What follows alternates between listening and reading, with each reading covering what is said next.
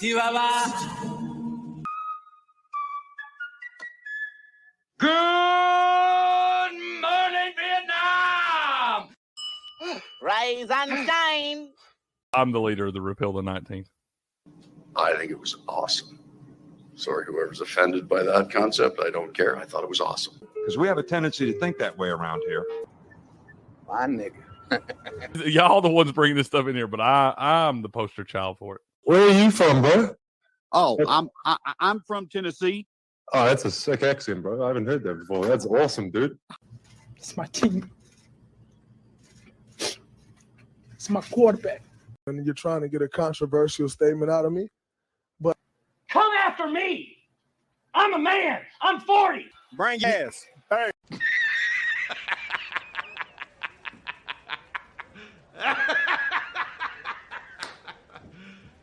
You serious? Good morning, ladies and gentlemen. Welcome back to Game On. This is your Sports Morning Espresso Shot. I'm your host, Will, from Game On. He's Cricket from sportspicks.locals.com, and we're here to bring you the latest and greatest going on in the sports world. And happy Sober October to those of you that are participating. We are 4.5 hours into October, and I want a beer already, but hey, we got 31 days to go, Cricket. How are we doing this morning? I'm not participating in Sober October, sir. I'm doing all right, man. I'm doing all right. That game last night with the Titans, the Dolphins, we'll get into in a minute. Man, I can't believe that game got over, bro.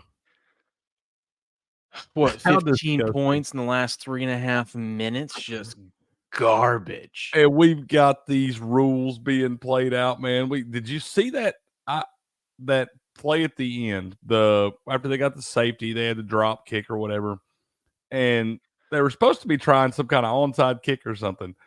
And the dudes, I still don't know what happened in this play to give the Titans the ball on the 10-yard line. But I know they didn't fair catch the ball. It drops just like a punt does or whatever, but obviously that's a kickoff. The Dolphins recover it. And the next thing I know, they work through all this jumbled mess, and the Titans have the ball on the 10-yard line right there. Yeah, it's I think it's a glitch in the system, and they're going to have to figure that out. But yeah, that screwed a lot of people over. Man, it was just gross.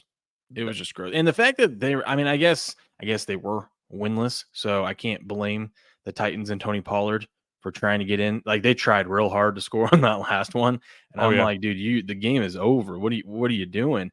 But hey, shout out to there. I saw a guy won $200,000 or something like that off of that Tony Pollard touchdown to finish the parlay. So there you go. Hey, congratulations. Oh, that guy. Nobody was rooting harder for that tutty than that guy right there. Even those people that just had the over, man. I thought I was going to hit too. I had under 36.5 in the Browns Raiders game. It landed on 36. I thought that one was going to land right on 36 last night too. And we'd be clean living, but yeah, can't have nothing nice, bro.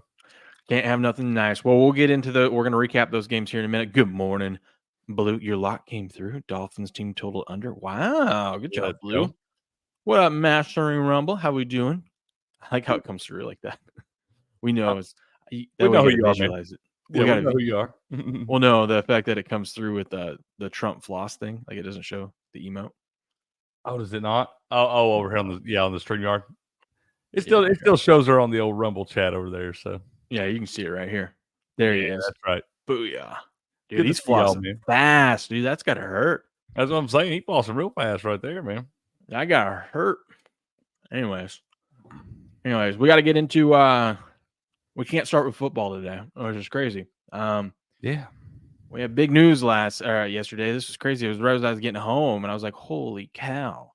Almost went live to do a video, but all right, Pete Rose. It seems to be, from what I read last night, no foul play or anything like that. He was just found at his home dead. I mean, he's 83 years old. Yeah, 83. 83 years old. It's crazy that we're getting to this.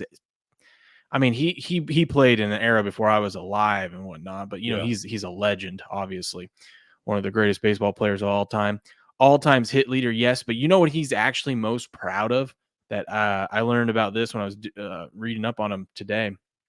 There's a guy, Scott Seidenberg over at pregame.com. He actually got a ball signed by Pete Rose, and he doesn't sign it, about the all-time hits, and he signs 1972.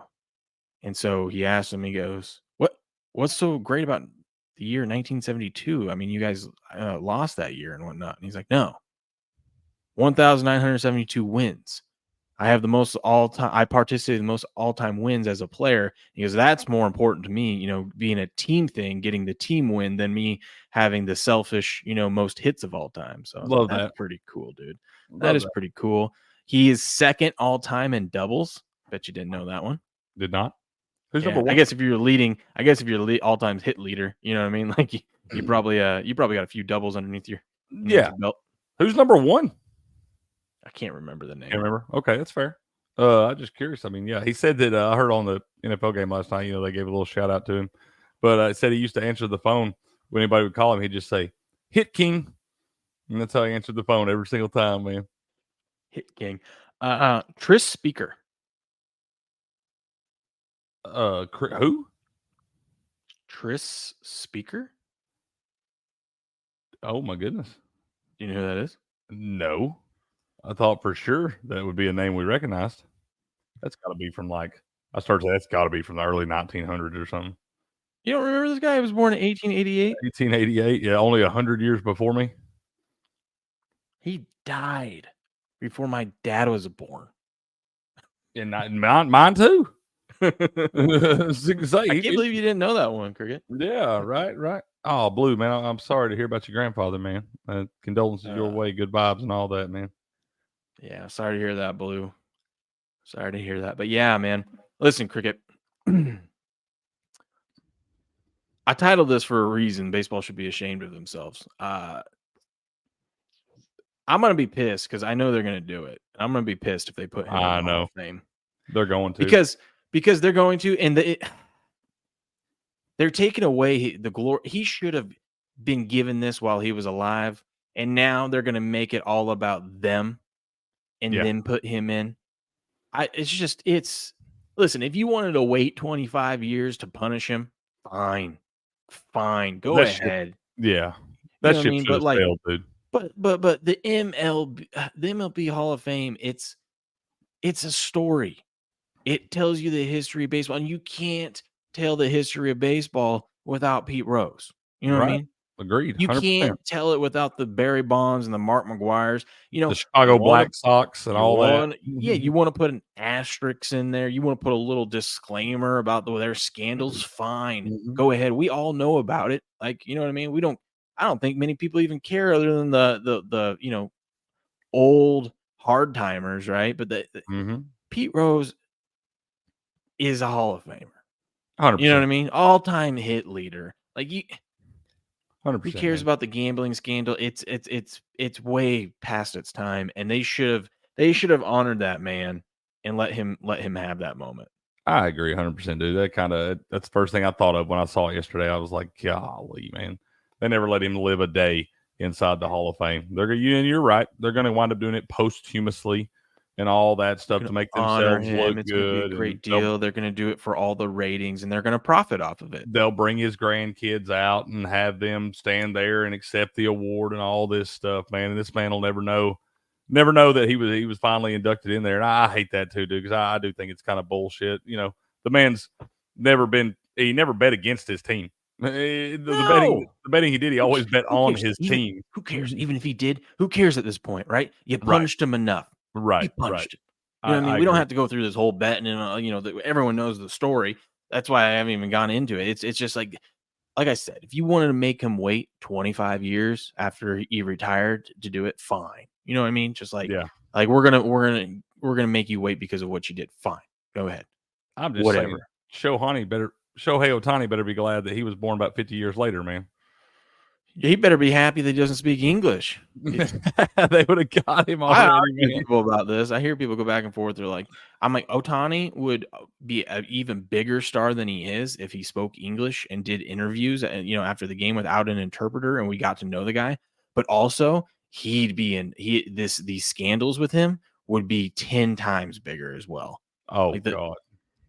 Yeah, that whole gambling interpreter thing would not have just got brushed underneath the rug. No, absolutely not. And like I said, in an era where we see our country slowly becoming kind of built off these sports books and things, man.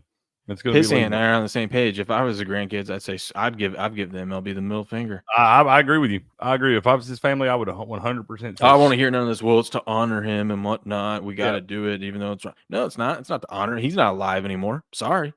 Yeah, I would totally, if I was his family, tell MLB to 100% stick it in their ass. Yeah.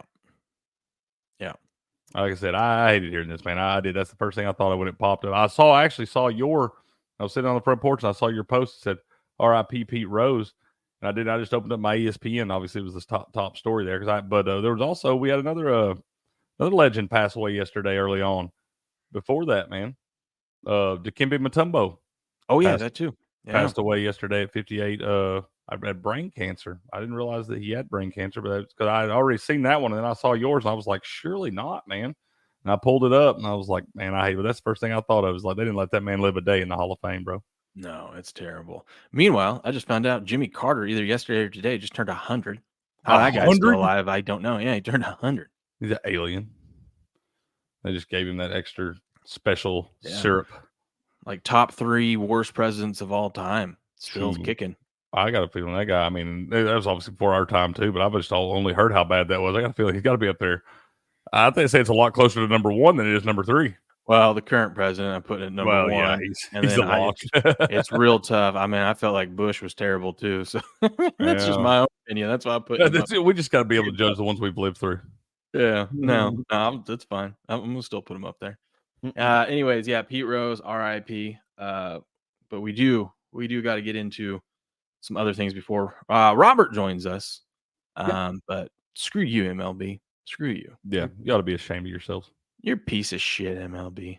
Agreed. You know what, MLB? You should go. Hold on. I should have teed this up. Damn it. Nothing nice. This is just like MLB screwing us. You know what, MLB? You should go yourself. Right now. Agreed. But yeah, man, before we, like I said, before we do move on, all that, but shout out to Dikembe Mutombo's family as well. Yeah, shout out to them as well. Dikembe much younger, man. Dikembe only 58. Yeah. So I mean, that's younger than both our pops. Yeah, Blue. I'm aware. I was a victim of that because I had zero service all day long.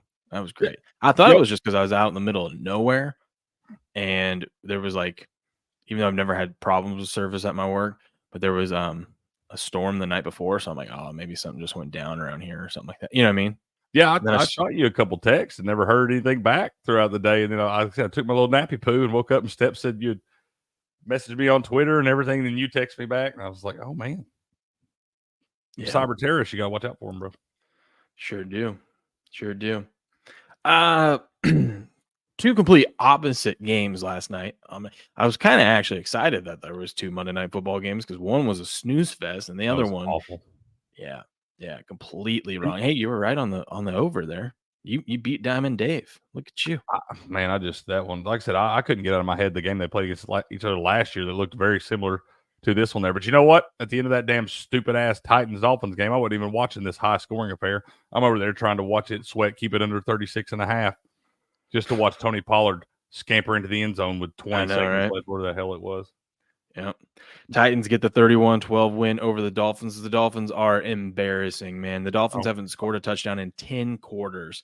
The only reason why I ended up betting on the Dolphins and liking the Dolphins is because the players came out and they were excited and they wanted Tyler Huntley. And I'm like, I don't think that's a good idea. But if you're the players like Tyreek and them and you're excited for Tyler Huntley, I'm like, well, surely that's got to be a good sign. You know what I mean? Like, who am I to judge? I just don't get this, Cricket.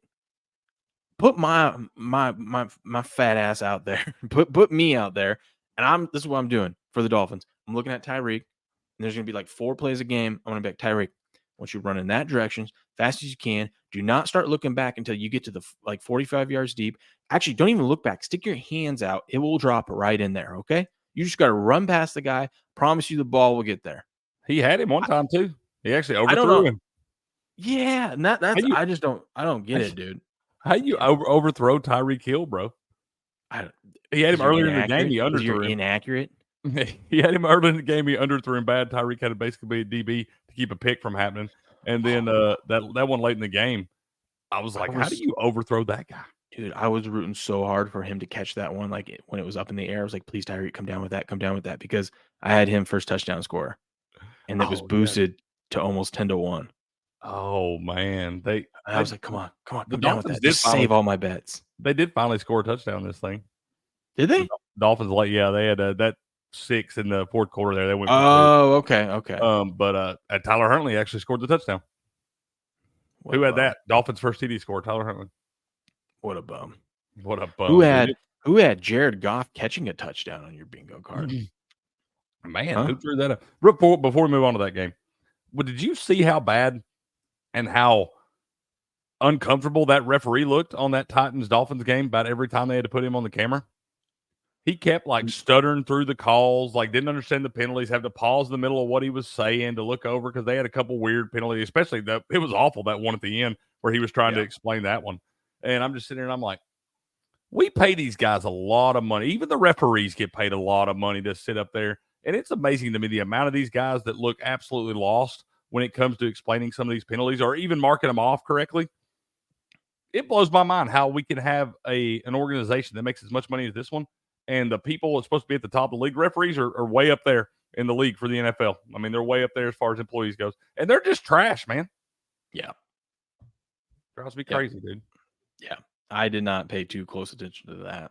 I was bouncing back and forth, trying to get the kids all calmed down and whatnot. So yeah, different time of day for you. It's more of a chill time for me when these games are on than it is for you. It's right in the meat of your schedule in the evening. yeah. Lions defeat the Seahawks. This is my favorite. I should have just stuck with my favorite bet. I said all week, I'm like, I don't understand how people are trusting the Seahawks here. And sure enough, Lions get the win and cover. Jared Goff, 18 for 18, 292, 2 TDs, caught a TD. Somehow that's not a perfect passer rating. And even Amon-Ra St. Brown went 1 for 1 for a passing touchdown to Jared Goff. I don't know how Jared Goff got that touchdown or how Seattle let him get that touchdown. He was did you see that play? Did you see how slow he was running? No, He was like I didn't see it. I didn't see it. I didn't see that one. Like I said, I was still zoned in over the Dolphins-Titans game. Dude, let me see if I can find it. I was like watching it. Even my buddies that are huge Seahawks fans are like, how? They're like, Never how saw did it that? coming. How does he not have a perfect passer rating right here? I don't know, dude. Passer ratings are At stupid. 18 for 18, that's solid, bro. I'm like, what do you have to do to get a perfect passer rating if that's not one? Here's the play, dude. Here's the play. Okay, so they do a little, a little reverse play right here. I want to move it along a little bit because we know it's not spoiling anything. We know what happens. But watch this. Oh my god! Look at You ready for this? Look at the You ready? linebacker. Oh shit! Flowing. Travis. How slow he is out there. Look at that! Oh, let's go, dude. How do Pretty ball you by watch? Amon-Ra. Watch this. Gets everybody flowing. Travis gets. Like he's so slow, and they let it happen. And that linebacker too, man. Like I said, you could tell when he goes to when he kind of presses down there, and he's like, right. He's like, shit, I just got burnt by Jared Goff. Oh no! Shout out to Amon-Ra, dude. That's how you do it. That's what you should be doing to Tyreek. You just float it up there and let him go get it. Absolutely, man. Hell yeah, Jameson Williams over in the back of the end zone. Look at him in the end zone. Look how goofy he is. Big old feet. Golly, that's why his rushing yards set at 1.5 every week.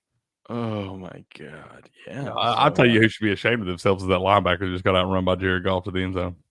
You know what was criminal is I saw that the anytime touchdown for Jared Goff, meaning like more likely that he was going to run it in. Got to run or catch one, yeah. Yeah, it was plus 650, and I'm like, that is criminal. That should be at least 10-1 at minimum. I agree. Plus 650. That is gross. I agree. Can we please break it down for how many rushing/receiving touchdowns Jared Goff has in his career versus the amount of games he played? The odds should be way higher than that. Yeah, I know you can maybe get a QB sneak at the goal line, but They I don't even do that doubt with I him. even doubt they would do that. They got those backs, dude. You know what I mean? That's what I started to say. You notice a lot of these teams that have a two-headed monster at tailback, they never run the QB sneak, dude. They're never tush pushing. No, or they bring in a specialist to do it, to like go take the snap and do it. You know what I mean? Yeah, you're not putting your $40-50 million man out there to do it. We've seen That's that. what I'm saying. You should hire. Every team should have a rugby player. Ooh, I agree. Just I for agree, those man. tush push scenarios. But yeah, that'll wrap up week 4 in the NFL. Titans, Lions getting the wins there. How gross. How gross. Still still undefeated in your buddy's league, bro. That a baby. That's right. I had to play the other 3-0 team. Russ, your buddy's dad, that Okay. I guess runs the league or whatever. I had to play him this week. We were both 3-0, man. I got him. I was telling you yesterday, I was like, oh, I hope I didn't sit Collins. I did, and it would have won me the match that week if I had not sat Nico Collins. You know what I sat him for? Who's that? Keenan Allen. I don't know why I drink the Keenan Allen Kool-Aid. I don't know why I do it to myself every year. I switched to Keenan. I got him in the Dynasty League, and I switched him in there for just a second, and I could see that Q tag stay up past the 90-minute before the game mark, and I was like, no, and I put Xavier Worthy back in there, and it wound up working out. So it's because I like the Browns, man. I did like the Browns. I like the Bears, and I was like, yeah, here we go. It's going to be Keenan Allen day. I know he's getting 2 tutties. 10. It's going to be a classic Keenan Allen, 10, 12 catches. I will say I did have a little 2+ TD parlay with Keenan Allen involved in it. That's what I'm saying. Right? It wasn't that bad. I didn't put a lot on it, a little sprinkle. But I thought that Nico Collins looked too obvious. I was like, oh, this is way too obvious, man. Nico's the number 1 receiver in fantasy. Yeah, and I have him on my bench. Good for me. We got to talk about this. Did you see this game? Some are saying the greatest baseball game of all time, but playoff baseball is here, and it did not disappoint. It did not disappoint. So I'm sitting there at work. We're heading to the 8th inning. It's 3-0 Braves. And I'm like, let's do a little reverse here. You know what I mean? What if like Frank actually, I know he's pissed, he's sweating, he's doing whatever right now. I go, what if the Mets come back and win this? You know what I mean? I'm like, so I go in and I punch this ticket in. This one down here. Now, I had it. Originally, I was going to put $50 on it. I'm like, we're not going to do that. I mean, come on, they ain't going to come back and win. So then I switched it to $20. I'm like, we'll just throw $20 on it, see what happens. A little over 10-1, right? And then they go up, and then I look like 20 minutes later, they're up like 6-3. Yeah, they scored 6 in the top of the 8th. And I was like, holy cow, what the hell happened? So naturally, Frank taught me, you never trust the Mets. So I came back and got the Mets at plus 875. Or I got the Braves at 875. I only put $10 on that one. Because like, well, if somehow they do come back and win. And then sure shit, they come back and take a 7-6 lead. Yeah. And I'm like, okay, well, we're going to ride this one out either way. I mean, I want the Mets to win because I'm going to win more. But I'm like, either way, I'm gonna come out profitable here. So I just sat back and watched, and then sure as shit, the Mets came back themselves. And they got the nice little W there. That was crazy. I took the Braves on the run line in game 1 at plus 142 there and was feeling really good about it most of the game. That's when I started dozing off, going into the 8th inning there, and I could just kind of hear them keep getting hits. And I was like, oh, hell. And I heard them get it within 1 run. I was like, I don't care. They screwed my run line anyway. And I fell asleep. Woke up and saw it was 8-7 final. The Braves come back, put 4 up in the bottom of the 8th, and then Lindor hits a 2-run bomb in the top of the 9th. I was like, what are we doing here? Baseball. I was just kicking myself because the live line for the total, so when it was 3-0 heading to the 8th, it was like 5.5. Over 4. No, it was over 4, and it was like plus 120. And I was looking at that thing. I go, maybe the Mets don't come all the way back and win, but maybe we get some runs and we go over that damn thing.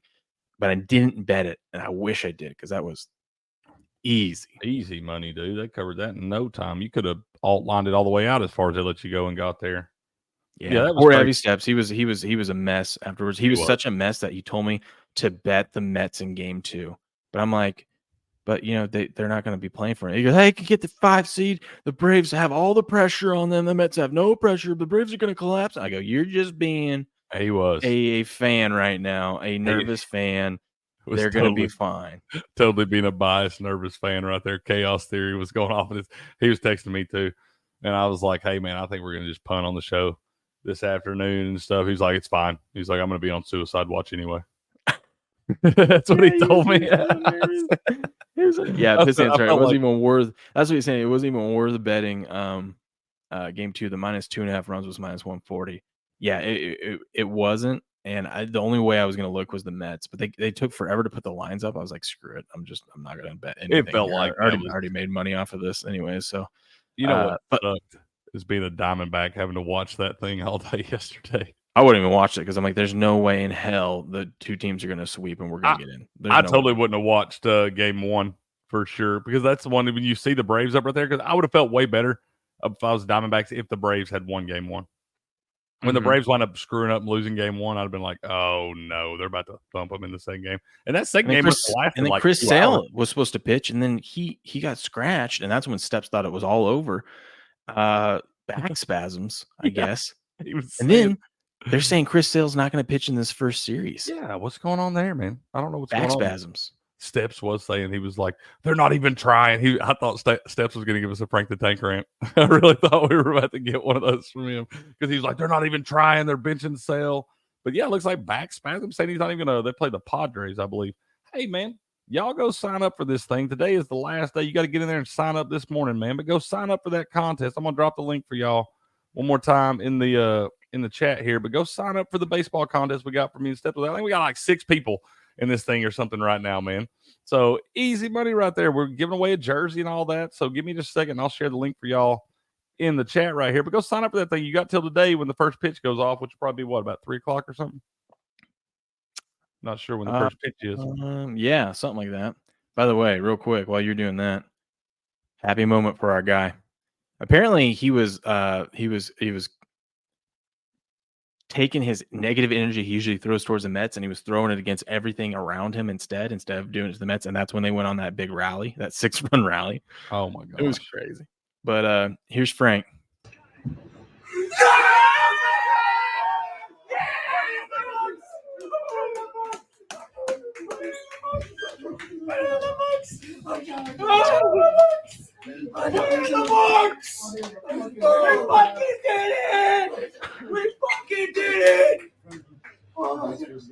I want them to get swept so bad. Yeah, that's what sports is all about, baby. I love it. I love it. Swept so bad. I love it. They're not. Dude, I was telling Steps, I like, and the books know. The books know. I think everyone's going to be like, hey, this is a terrible spot, right? This is a terrible spot for the Mets. And I thought the Mets would be bigger dogs than they are today, but I'm like, I got a weird feeling that baseball is a game of momentum. And I feel like I feel like the Mets win today. I think they win game 1, and then it goes downhill after that. Who do they play? Milwaukee. Oh, is Colin Ray pitching? Let's see if I can find that. Freddie Peralta is pitching against Severino. Yeah, they were saying they were going to pitch Severino yesterday in game 2 had they lost game 1. You know, what do you think it's like for a pitcher like that, man? When you just kind of have especially in a situation like this where you got to kind of just chill and wait and see what you're going to do. I mean, these guys are all about routine, usually getting in their little rhythm and all that stuff. It's got to be kind of tough thinking, hey, you might pitch this afternoon. If not, you got to kind of reload your routine to be ready for tomorrow and all that. It's got to be kind of tough, right? They're professionals. They get paid a lot of money to do it right. It's supposed to be. Supposed to be, man. I like Freddie Peralta there, though, so we'll see. What are these? These are best of 3 series, right? Yeah, the first round. Yep. Okay. Okay. But we also had yesterday, Cricket. We had highlight. Let's go. Look at Douglas and Manny right there. We had some highlight yesterday, Cricket, and for the second time in a row, 2 matches in a row. Look at this. It tied. Bro. Did you bet it? 4-4 tie. Did you bet it yesterday? I did not bet it yesterday because the contest is only on Fridays. But that's all right. You still bet it, man. Oh, well, I mean, I can't because I don't have DraftKings. Oh, that's right. That's true. You can't. So, I mean, didn't mean to rub salt in the wound there. My bad. But yeah, Warriors and Fireballs, they tie yesterday. Shout out to Ray Lewis's Warriors. There's something going on with that team. It's like, it seems like they're underperforming, yet the market is not adjusting for it because the market, like I said, they're the second favorites to win this thing, even though they're not that in the standings. I feel like, I don't know, man. I feel like everyone's waiting for them to flip a switch. What if they don't, Cricket? I mean, I haven't seen anything. Like I said, they must have some injury issues going on there with some of their top dogs out, because I haven't seen anything that tells me they should be up there in the upper echelon of those odds right now. I mean, they haven't shown me a lot the last couple matches coming from the Warriors. I mean, we don't want to throw no shade or anything like that, but I'm just saying I haven't seen reflect on the odds on this team being up there in the, top 2 or 3 in the league. They just haven't shown me that last couple matches. More than Loki. Yeah. I don't know, man. Real quick too. I got an update. So just want to let you guys know. We won't always have 4 doubles and 2 singles each game. We're trying to prevent the players from having to play 3 games. So you will occasionally see more or less singles matches. Okay. So we can that can be adjusted some there. Okay. Yep, going forward, which They makes try to- sense. I know they tried to prevent these guys from having to play 3 matches in one game day. I know they like to try to do that. It doesn't always work out that way. Sometimes they have no choice, but some of these guys have to go for 3 matches in the same game day. So, but they do try to avoid that if they can. Yeah, and I mean 3 matches, that's a lot. Especially That's a lot, man. Like I said, you see them out there because a lot of them are doing 2 doubles and a single and things like that. And those singles, you do a lot of running in the singles matches, man. Yeah, absolutely. So I got Jedden and Cabrera got the win yesterday over Williams and Stan. they sure did. We'll have Jedden on tomorrow. I'm going to set all that up this afternoon, and should be a fun show. 8:30 a.m. Eastern time. Yep. He'll join us for a little bit. It's going to be good. But yeah, we got the Warriors there. So let's take a look over at the World Highlight League. Let's take a look at what we got today. Today we have the Chargers and the Cyclones, 5 p.m. Eastern, ESPN 3, FUBO, and YouTube on there. What was I going to say? I got my gift card. Sweet. Love that. Oh, I was looking at their shop. I think I might get an old school 1970 Cesta. Bitch, if you don't. You better get you that old school Cesta. Yeah. Bro, yeah, that's awesome. What's up, I just might. Yeah, good morning, Marcia. Dude. It's pretty sweet. I'll see if I can pull up their shop here in a second. Bro, 70 Cesta. I'll show you their shop. It looks cool. But yeah, I got a $25 gift card. You guys can get it too by playing in that contest on Friday. We'll talk about it more come Friday, but they do this free contest, man. It's free, and you just bet on the games. And if you end up placing in, I think top 10 or something like that, I'll pull it up on Friday, the exact stuff. But anyways, if you end up having a good day, I mean, you could win $250 cash, right? Yep. And other people get gift cards. And you have $25 gift card. You've got the season-long contest too, man. You're playing for a little bit bigger prize too. Oh, tell them about that. Oh man, you win the winner, whoever leads the contest overall at the end of it will get a trip to Miami to watch, I believe, the championship in the owner's box, I believe. Yeah, pretty much. Yeah, it's like you're in the owner's box with them. So you go to shophighlight.com, and dude, check this out. Dude. This vintage. Bro. Look at that thing. I'm just saying, if you don't have one of those hanging on the wall by next week.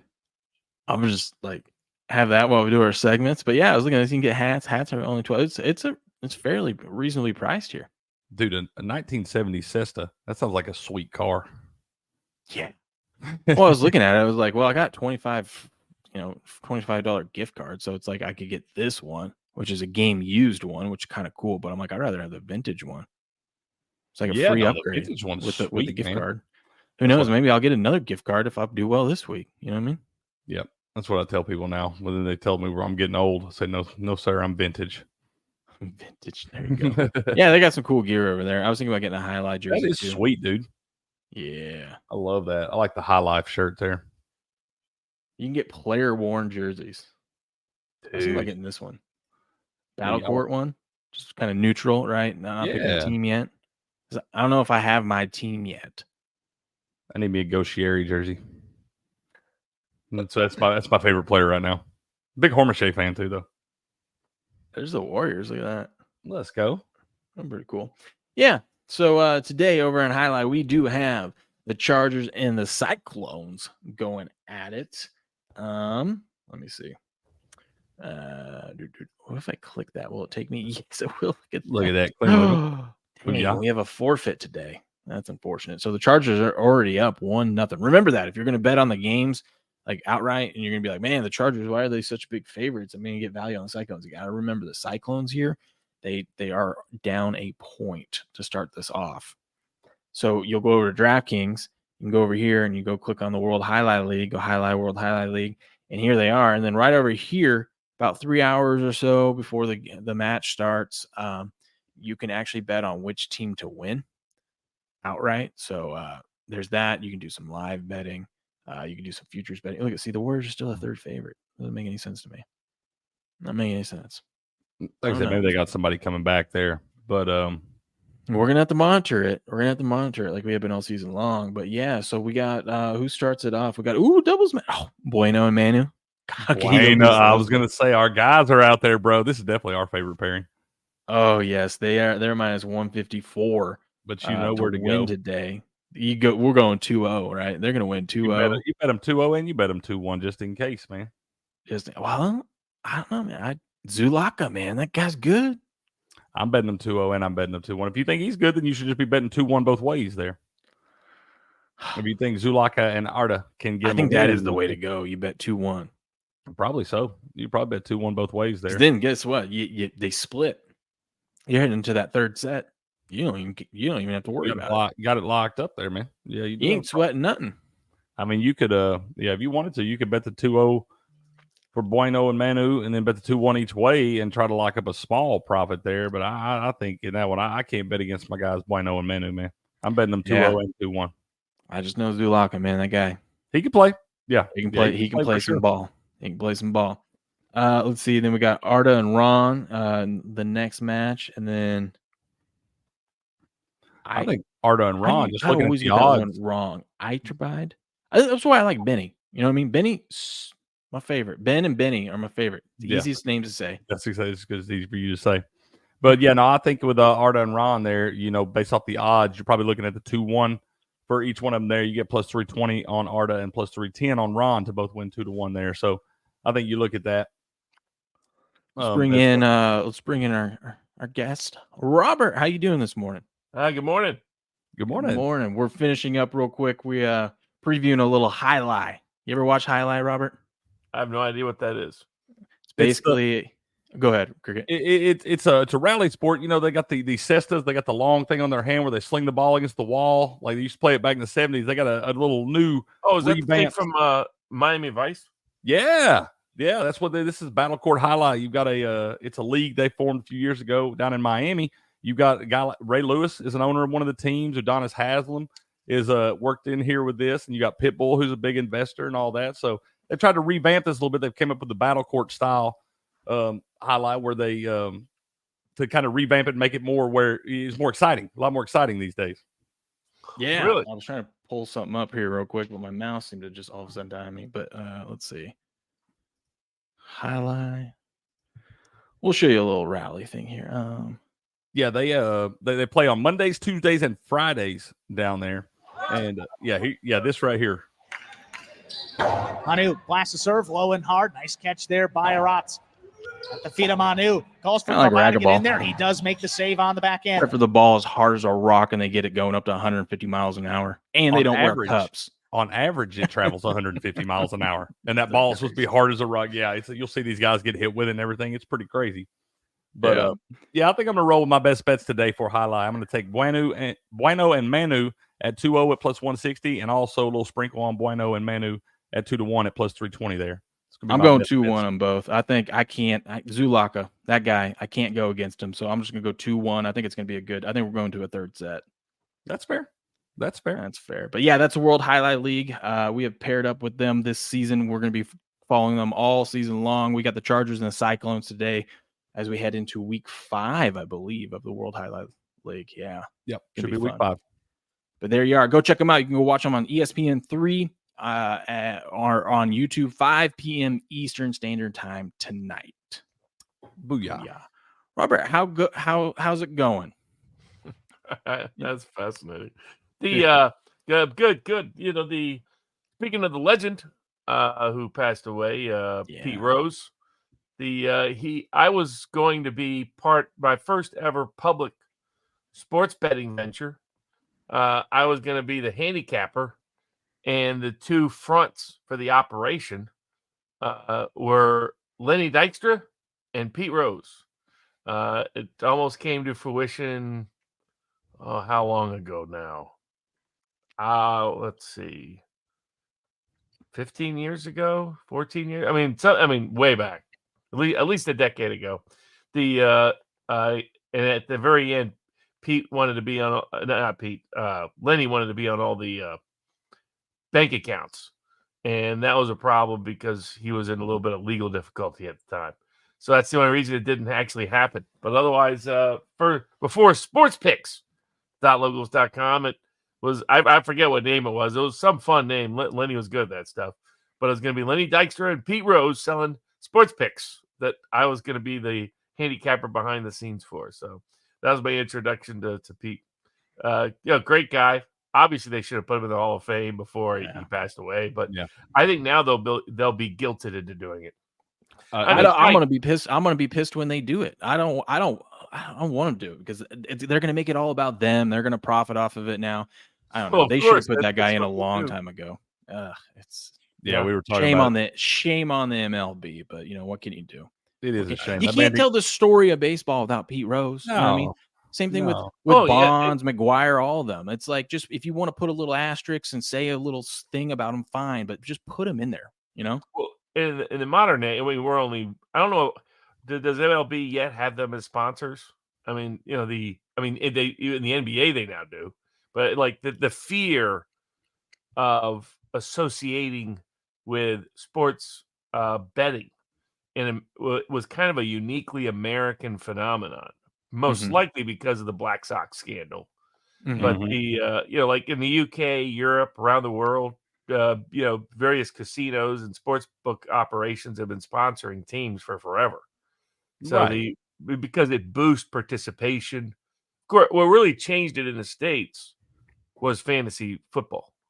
Yeah. The success of fantasy football at boosting TV ratings and public interest, because people are tuning in for the last 10 minutes, last 5 minutes of a game that was crap because they were going to see whether their guy got so many receptions. Last night we saw a guy on X had he needed a Tony Pollard touchdown to win $200,000. He's watching every second of that boring Titans game, and sure enough, he gets it there in the final minutes of the game. So yeah, it keeps you entertained. I think these guys make. I mean, I'm not saying guys wouldn't bet on it or whatnot, but I don't think anyone's going to bet against themselves. But two, I think most of these guys, they make so much money now that they're not going out there and like betting real money on any of these games, Plus, it'd be way too hard for them to get that kind of money down.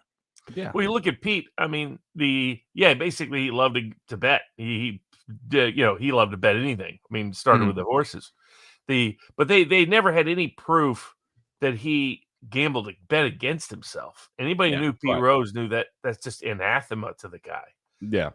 That's where he and Dykstra were similar because the Moneyball writer. The guy he's describing, the famous Oakland A's general manager, when he said he knew that he was, even though he had the look being a great baseball player, he said he knew he was never going to cut it and didn't have what it really took, was when he was in a warming up with Lenny Dykstra, a young Lenny Dykstra in the minor leagues. And Dykstra didn't look the part, small, compact, didn't have the classic scout look for to be a Major League Baseball star. And yet Dykstra's there talking about how he's going to take this Hall of Famer to the yard. And he's, this little tiny skinny guy, like, what the heck? And then ultimately Dykstra did, because that was just Dykstra. That they called him Nails, my dad said he was a really cool guy. He was with the Mets when my dad got drafted by them, was down there and stuff. He said Lenny Dykstra was a really cool guy. Did you meet Dykstra with that might have been that was a little bit before your time. That was that was a little, yes, sir. That's a little before my time. I did not get the privilege to meet him, but I've heard lots of stories. Oh yeah, because the buddy of my nephew Cody's, that was also a good sports picker, baseball guy, huge baseball nerd, and he was working with us as part of that project in part, but and some other things for free. As long as he got to meet Lenny Dykstra, because he was a huge Mets guy, as opposed to a huge Phillies guy, and so that was his story. Lenny's still a character, but I think did they just put out a documentary on Pete Rose? I think I saw it. They did. I saw it come out. I watched the first few minutes of it. I've not seen it all yet, but they did just put one out. Yeah, it's pretty solid. Yeah, they were obsessed with needling him about what he admitted or didn't admit. He's Pete Rose. But if anybody should be in the Hall of Fame, it's Pete Rose. Especially, I mean, you got guys like Ty Cobb. I mean, who is not the nicest personality, right, on or off the field. Yeah. I think they should all be in there. Do what you want, say what you want about them, but just put all those guys in. I just wish he would have had a day. He could at least lived a day in the Hall of Fame. Now he'll never know. Especially since the steroid era too, like with Bonds and them, was so much fun to watch. Because that was never a great question with baseball. him. It was never a question with PEDs or anything with Pete Rose. He did all that on his own, and that's my biggest thing. You've got these guys you want to, kind of praise them, all this stuff that were literally cheating out there, literally cheating. And Pete Rose, all he ever did was gamble a little bit, man, and they won't let him in the Hall. That drove me crazy, man. Well, I heard a story, Robert. I heard a story about him that even up until the day he died, he would always sign things and put, instead of his all-time hits, he would put 1972, and people are like, "What? That you guys didn't win that year? Like, what's the deal with that?" And he goes, "I have the all-time, single player wins, 1,972," and he goes, "And I'm more proud of that because that's a team victory right there, more than all-time hits, which is kind of a selfish player thing." He goes, "I'm more proud of the 1,972 wins that we had." And I'm like, that's pretty cool. That's a cool story. And he got to play most of his career as a hometown boy. You're probably not going to see that very often. Grew up right in Cincinnati and the Cincinnati area. Tells all those stories. So yeah, and it's come at playoff time. So probably an uncomfortable time for Major League Baseball. They're probably going to need to announce his inclusion pretty quickly. I think if they wait on this through the postseason, that they'll take some branding hits. Yeah. Well, they got a boost yesterday with that Mets Braves game 1 of like getting people entertained. Some people talk about the game of the year, one of the all-time greatest. Yeah, games. I don't know. Did you see that? No, I didn't see. I just saw some people talking about it, so I assumed it was something. So this is a regular season game, right? Well, it was a bonus regular season game because it got rained out because of all the hurricane and stuff like that. So, but they needed to finish those games to figure out the playoff seedings. So basically, which is what happened. The Mets and the Braves both split, so they got in. Had one of them swept, then the Diamondbacks would have been in the playoffs. So that's why they had to play it. Oh. So the Braves are up 3-0 heading into the 8th. They give up 6 runs in the 8th. So the Mets are up 6-3. The Mets give up 4 runs in the bottom of the 8th. So now it's 7-6. Then the Mets get 2 in the top of the 9th and win it 8-7. Holy cow. So that's why. So it was a great finish. Great finish. Oh, yeah. I mean, it was great pitching by the A's pitcher. When does the 7 shutout innings? Well, I know we're in October, so now it's playoff time. But when do they start? Today. Yep, today. Oh, playoffs are today? They were supposed so both to have teams it had to all, fly out after that. And like Mets are now playing up in Milwaukee today, and the Braves are out in San Diego. because they were supposed to have this series last week. It was supposed to be done by Friday. The Mets had a series with the Brewers, and the Braves had a series with the Royals, and those were supposed to be on Friday, and everything was supposed to be done on Sunday. Have a day in between before it starts, but with the hurricane coming through, they had to push doubleheader back. You never see them having to play a doubleheader the day before you start the playoffs and all that stuff, or a doubleheader that decides everything. You just never see. Well, then the Mets had to fly out to Atlanta, got canceled, had to fly up to Milwaukee to do a series in Milwaukee, fly back down to Atlanta. And I got to go back to 2 games yesterday. Now they got to fly back to Milwaukee for today. Is it a 1-game deal? How does that work? Best of 3. So these are best. So there's a first. Is it first round is best of 3, and then the rest are best of.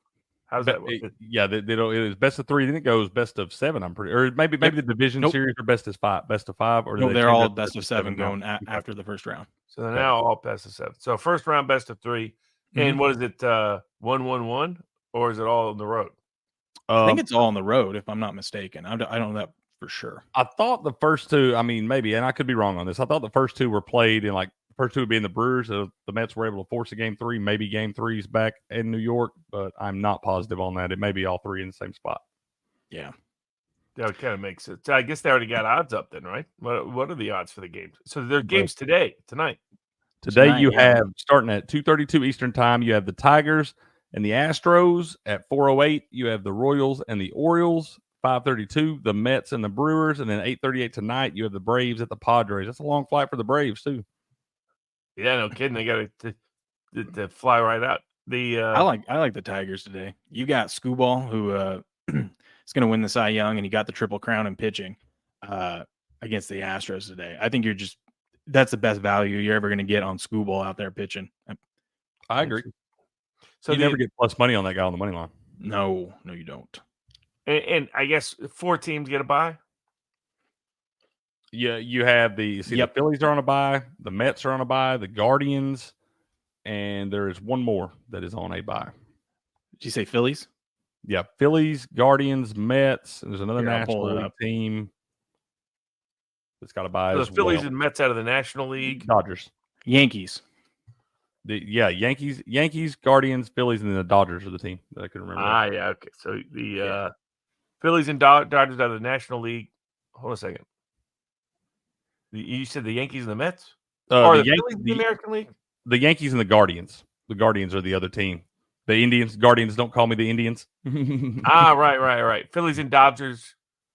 So, that's right, because the Mets play today. Yeah. And then we've said this before, Uncle Bob. We thought that if you are the number 1 seed in baseball, you almost should have the option to be able to play in that best of 3 series. Because how many times do we see, especially in baseball, a very streaky game, the teams in this best of 3 series get a little hot and they wind up waxing the team that was sitting there waiting around. So I think if you get the number 1 seed, you should have the option to be able to play in that first little series if you wanted to. So the Red Sox didn't even make the playoffs. They did not. Nope. That's pitiful. No. I'm nervous. If you're a Dodger fan, I'm nervous. They're not healthy right now. Their pitching is a mess, and you're gonna have to play a red hot A's or Padres team. I guess they know the Padres better, but still, I'd be nervous. I assume they're the favorites, right? Yeah. Probably. I mean, if you're MLB, you probably want the Dodgers and the Yankees, right? Yeah, I think we could. I think we could see the Yankees make it this year. I mean, they're playing well right now, but we'll see. I'm no MLB expert. It's amazing the Royals and the Tigers. That must have been a surprise. Especially, the Tigers were traded. They were sellers at the trade deadline and everything. Except for they kept that pitcher. They kept that for Skubal. They sent everybody else out the door except for Skubal, and they went on this crazy tear and wound up making a playoff run. And then sure enough, the Astros find a way to sneak their way in. The Mariners made history. They were the first team in MLB history to have a 10-game lead in the division at some point in the season and not make the postseason. That's gross. It's just. I bet your dad's feeling for that one. Hasn't the playoffs in recent years not been very home friendly for the Major League Baseball in these division rounds? Oh yeah, we've had like the last few. I mean, the Phillies. I'd be nervous as the Phillies. They were the 6th seed a couple of years ago and made the World Series. Like last year, I believe. Was that last? I think it was 2 years. ago. 2 years ago. 2 years ago. Yeah. Okay. It all runs together. Because last year it was like Texas and somebody. Oh, that's right. Yeah, the Rangers and the Rangers and Diamondbacks. That was a shocker too. Yeah, neither of whom are in the postseason this year. Yep. So what's been the home record of this first 3 games? Because I thought they thought it would be a very home friendly, but it turned out not to be or something in the postseason. But maybe I'm just remembering that wrong. I'm not 100% sure on that. I just know because didn't this used to be just a 1-game deal? It did. There were a couple years there where they had the 1-game winner take all playoffs and stuff, but then you saw a couple games get screwed over by weird plays at the end that they got the calls wrong. They called a weird infield fly rule on the Braves game one year, and so they decided they made it. They didn't want to have a whole season where you play 162 games come down to 1 game, so they wound up moving them to 3-game series a couple years ago. Well, I can say that it is home friendly in the first round because if you need 3 games, all 3 games are at home or they're staying. Yeah, but I was thinking for some reason, if you were looking at a recent trends perspective, that the home team had not been a profitable bet. But is that right? Do you remember? That sounds right to me. I don't know for sure, but that sounds right because I mean, just the last couple postseasons, we've seen so many low seeds advance, and I mean, there's been seasons where it's been right for the Dodgers and the Yankees or whoever they want in there to make it, and they don't. So we'll see. This is technically called the wild card round. Yeah, it's considered the wild card round. Yeah, good morning, Drama, Bogart, and there's AK in there, and then good morning, Star Wars. AK? Good to see y'all, man. So, what are you guys' takes on these 4 games today? Then today, let's see what we got today. As far as I like that Skubal pick that Will's looking at for the Tigers right up because, like you said, you never get plus money on that guy on the money line when he's on the bump right there. Framber Valdez has been solid, and the Astros have been hot since about June. But I think anytime I can get plus money on Tariq Skubal on the money line, I got to take that right there. Yeah, I'd guy's go absolutely first. I dominant. go first 5 Tigers, and I also would do an alt line with the Tigers to win today because what is that? Let me see. So if you take the Tigers minus the 1.5, you get plus 235. I think they take game 1 with Scooball on the mound, and then the Astros probably bounce back after that. But I almost think it's probably not a terrible play to have to fade the Braves right here. I mean, now they had the doubleheader yesterday. You blow the lead in game 1, so you do have to exert some effort in game 2 there. Chris Sale, they haven't even named a pitcher yet because Chris Sale's got the back spasms, and you don't know what you're going to get out of him when he's able to finally come back. I mean, I know they got some other capable guys there, but they threw Schwellenbach yesterday, the young guy that's been really good. Fried threw on Friday, so I don't think it's going to be real close to having him ready just yet. And Michael King's been pretty dominant at home for those Padres there. He's pitched well out in San Diego. So I think you probably look to fade the Braves today, too, with that. I was looking to fade the public in this one because I thought this line would be bigger, so I probably won't bet it.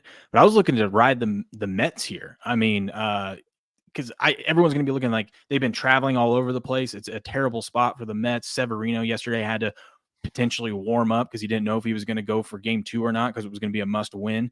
Yeah. And I thought we were going to see this like around plus 140, plus 150, but these books are sharp, man. It's plus 120. So I don't know if it's worth betting, but I think the Mets might actually steal game 1. Baseball's weird. It's all game of momentum, and they've got all that.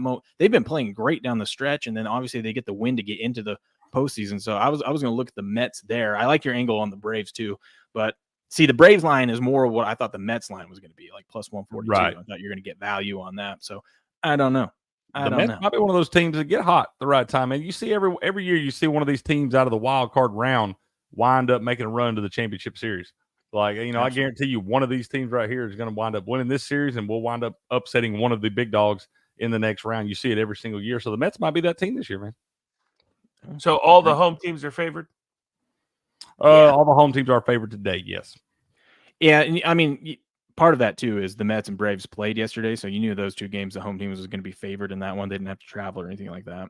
All the other teams should be throwing their aces today. I mean, the Padres, it's kind of 1A and 1B out there with Michael King's had a good year, but Dylan Cease also one of their top pitchers too. So, I mean, they got a good little 1-2 punch there, but you should see most of the aces from the guys that have been resting today. Is that what about the Mets and the Braves because they played yesterday? Severino has been pretty much the ace for the Mets, but Chris Sale, who was supposed to go yesterday in game 2 if it wound up being a winner-take-all game, which it did because they blew that lead, but he also had to be scratched late because of back spasms, and now they're saying he is a day-to-day type thing, so they don't know. They're saying he's not going to even – so the Braves' best pitcher, the guy that's going to win the Cy Young, was it the AL or the AL? NL. NL. Yeah. He's going to win the Cy Young. He actually won the Triple Crown too. Imagine – oh, by the way, bad beat. Chris Sale was supposed to go yesterday. He was 4 strikeouts away from having beaten Scooball for the most strikeouts in the season. So if you had that ticket of who was going to be strikeout leader and you had Chris Sale, you got to be disgusting. Back spasms. But yeah, they're saying he's not even going to be able to pitch in this Padres series, and that's oh huge. Really? Yeah. So I wouldn't look if you're looking for an upset like to advance. I probably wouldn't look at the Braves because they're as we saw yesterday, their bullpen is trash. And if you're not going to have your ace, Sale's the only thing that kept them alive this season. Are there options where you can bet them to win game 1 and to win the series? Ooh, there probably is out there. Let me look and see. I'll dig around here a little bit. Just because I was noticing that apparently is a trend in the wild card round. That basically game 1 decides the series. That makes sense in a best of 3 too. Yeah. Baseball's funny like that. They just teams get hot. You can bet.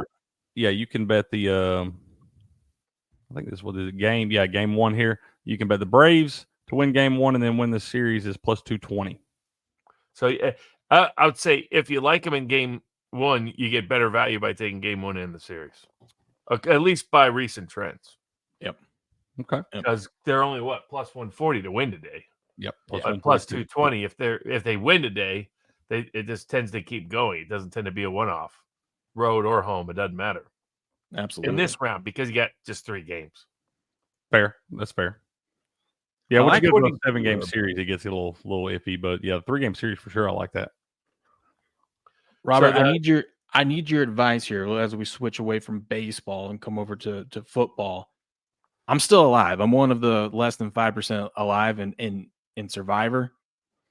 And I'm looking at this week and I'm so nervous. There's some disgusting picks I want to make. Like I want to take the Jets potentially here, which is gross. I potentially want to take the Browns against the Commanders. I don't know. I assume it's Survivor. It's you can only take a team you haven't taken yet or plan to take later in the year, right? Correct. Yeah, but I'm not looking. I'm looking to survive this week with all the chaos. I'm just trying to advance to the next week, so I'm not worried about saving someone down the road. Do you have one of those Thanksgiving rules? Nope. He's lucky. He's in one of those contests where you do not have to pick two on Thanksgiving week. A lot of them make you do that, where you got to pick a Thanksgiving day and then a Sunday game. He's only got to pick one that week, so that's why he didn't really have to save the Cowboys. Right? Because because then you have to save one for Thanksgiving, or otherwise you're done. Yeah, like the Circus Survivor, you got to save that and Christmas, which is crazy. Yeah, correct. That is the who's the biggest favorite this week? That's who's typically taken. Let's see. The biggest and that's favorite. not been a good. That's not been a good trend if you've done that early. Hey, on. but we finally had a double-digit favor, and they won, and it was against my terrible Patriots. Yes, that's fair. They did finally win one.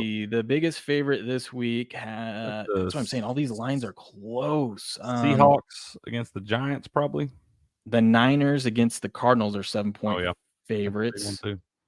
And then then the Seahawks. Yeah, those 7-point and 6-point. All the other ones are. I guess there's a 5-point. You got the Chiefs over the Saints. That one makes me nervous too. The Chiefs do not look good at all. The Chiefs. What are they? The worst 4-0 team you've ever seen? They gotta be close. They just keep figuring. Mahomes throwing a pick every single game. It's just I don't know. But yeah, all these games are like lined at 3 or 1 or 2. I'm like I don't trust any of these teams. Well, let's see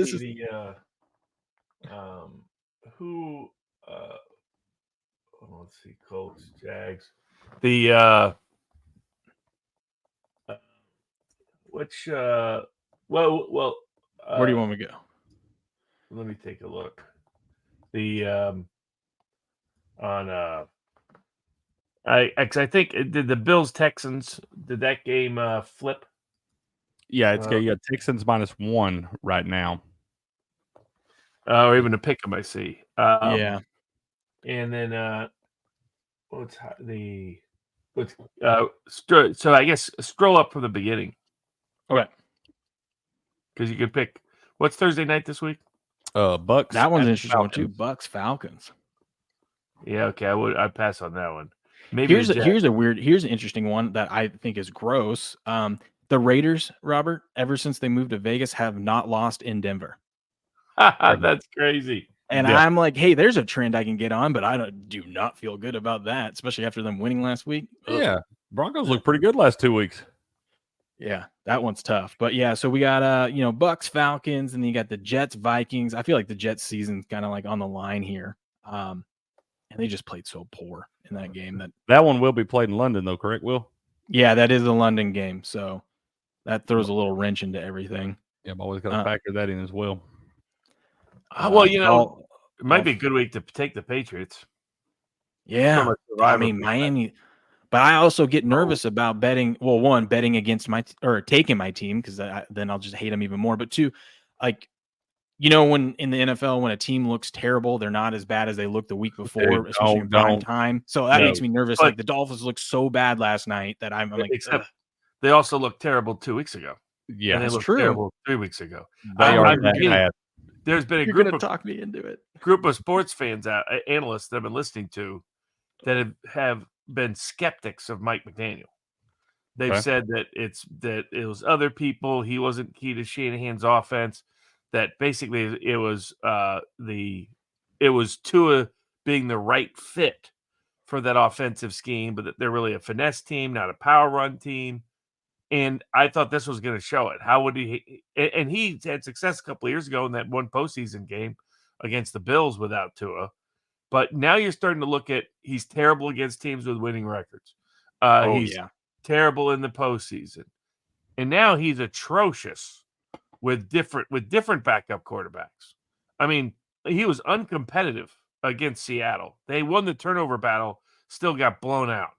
Yep. Then he comes back, night game, gets I assume his QB. I mean, Ryan Tannehill's right there in Miami. He doesn't go get Tannehill. He gets Tyler Huntley. who's played decently at times for the Ravens. He still has Waddle. He still has Hill. He still has A-Chain. And they can't do anything against the Titans, who lose their quarterback during the game. So, I mean, this is looking like an atrocious team. And if you're looking at a team coming off a blowout loss, well, the Patriots are coming off a blowout loss. Mhm. So, And we always play bad out there. Out in San yeah, so Francisco. I would almost lean from a Survivor perspective. The other thing is always with Survivor, you're trying to pick the team nobody else is picking. That That's gives true. you the best chance to edge out down the road. And you want to take your spots with bad teams Mhm. So that you have better teams available down the stretch. So I would say if this game was in Miami, the Patriots never play well in Miami, so I am glad that it's home. So I will be thinking about that. And it isn't too cold yet, but the Patriots. I'm thinking coaching staffs. I think Mayo is shown to be a solid coach this year. This team is competitive. I'm just starting to wonder whether the wheels fall off in Miami. I mean, will another week with Hundley do anything? Well, and you have Christian Gonzalez, who has shown he can lock down the best wide receivers in the league. So I mean, you're going to take away probably Hill or at least Waddle, one of their threats. Well, everybody was so excited about Tyler Huntley coming over to this team, and I said before I didn't think it was a good fit because you look at the team when he played for the Baltimore Ravens up there backing up Lamar in those spots. The Baltimore Ravens, when they drafted Lamar Jackson, made a decision to go all in on that style of offense. And, they built their whole roster around that. And that's why Tyler Huntley fit well into that, because that's the style of offense that he plays, man. That's not what the Dolphins do with Tua. They're not out there running read options and a lot of the different stuff where you see the quarterback have to run a lot. So I didn't think he was going to fit into that offense very well. Last night, it looked awful, man. I knew it was going to go bad last night when the announcers were talking about how they were talking with Huntley. And the first thing he said was, man, that first practice was tough because I didn't realize how fast these guys are. So the timing and everything's off. I'm like, oh, boy, here we go. They were talking about how he grew up wanting to be the Dolphins starting quarterback and stuff, walking to the stadium and everything. And they were like, well, who was the quarterback when you were a kid watching the Dolphins? You know, a lot of people expect like Dan Marino and stuff. He's like, no, it was Pat White from West Virginia. That's how young Tyler Huntley is. He was Pat White, who he remembers watching growing up. I was like, man, I don't know about that, funny, bro. So who I've used up so far, I've used the Bucks. I guess I can't take the Jets because I've used them up. I've taken the Texans, and I took the Cowboys last week. So I don't got any of those guys. Take the Jaguars. It's a gross one. Oh, that is a gross one. At home. I don't know. Robert's kind of making me look at. I'm going to look into my Patriots a little bit more, but who do we got? We got Bears, Panthers. That one's a coin flip, and I guess. Have you taken the Panthers? I haven't taken the Panthers, no. No, but probably a good way to take the Panthers, man. I think the Bears still suck. I do too. They were very, very lucky in that. They've been lucky both games they've won this year. They've been lucky. He's still a terrible quarterback, in my opinion. If you watch him, he should have taken like 3 more sacks. Should have had a fumble loss. He has no pocket presence at all. He has no idea he's got a bad offensive line. Zero pocket presence. Still makes some terrible throwing decisions. Hangs on the ball too long. Oh, yeah, way too long. He's just not good. You go back and watch the tape from last week. I mean, the Rams are driving and don't score. They drive and don't score. They had some breaks go against them. They're banged up offense, banged up defense, and they outplayed the Bears in that game substantially. I mean, the Bears are one of the 2 or 3 worst offenses in the league, and they're getting tons but my guess is very few people are going to take the Panthers this week because the game's in Chicago. There's a lot of people in Vegas that like the Bears because they're all bought into the nonsense and the hype with the QB. And so that from a survivor surprise perspective, the Panthers probably wouldn't be a bad pick this week. What do you think about the Browns? I was thinking because everyone's loving the Commanders right now. Yeah. I'd take now. The only difference there is at least you have a rookie QB that is putting up big numbers. The crazy numbers back-to-back weeks. The X factor there is you got Cliff Kingsbury is always good early in the year. People are kind of forgetting that he's the offensive coordinator for Commanders, was the head coach and play caller for the Cardinals. Remember, they always started off like 8-0, right? They would start off 8-0 and then just something like that. There was a couple seasons under. A lot of the schemes would work early, then finally teams would adjust. If you look under the hood, Daniels is still late on throws. Daniels is still slightly inaccurate on throws, it's not mattering because he played 3 of the worst defenses in the NFL this year. Bengals are terrible. Prove that again against the Panthers. Cardinals are awful defensively and haven't really stopped anybody except a banged up Rams teams that lost players during the game. And then who was the other one? Oh, the Giants, whose secondary is atrocious. Now they face the Browns. That's going to be a different. But you're betting on Deshaun Watson on the road. That's the hard part there. But at least it's the kind of like the do or die for the Browns because you can't go 1-4 or you go 1-4. I mean, that thing's falling apart. It might have already fallen apart right now. We don't know. But like if they're going to rally, this would be the game. It just sucks they traveled. Yeah, Browns, Panthers. Let's Patriots. see the up Colts, Jags. Now don't the Colts or is it the other way around? There's some weird history of this particular game at Jacksonville. Colts, when they go to Jacksonville, always lose, but that's usually a history of when it's week 1 of the season. Right. That's true. Usually it's later in the season because there's all these jokes that there's some sort of, somebody owns the Indy Colts coach in Jaguars or he's got some sort of secret. Yeah, I would skip that one. And we don't know whether it's Flacco or Richardson.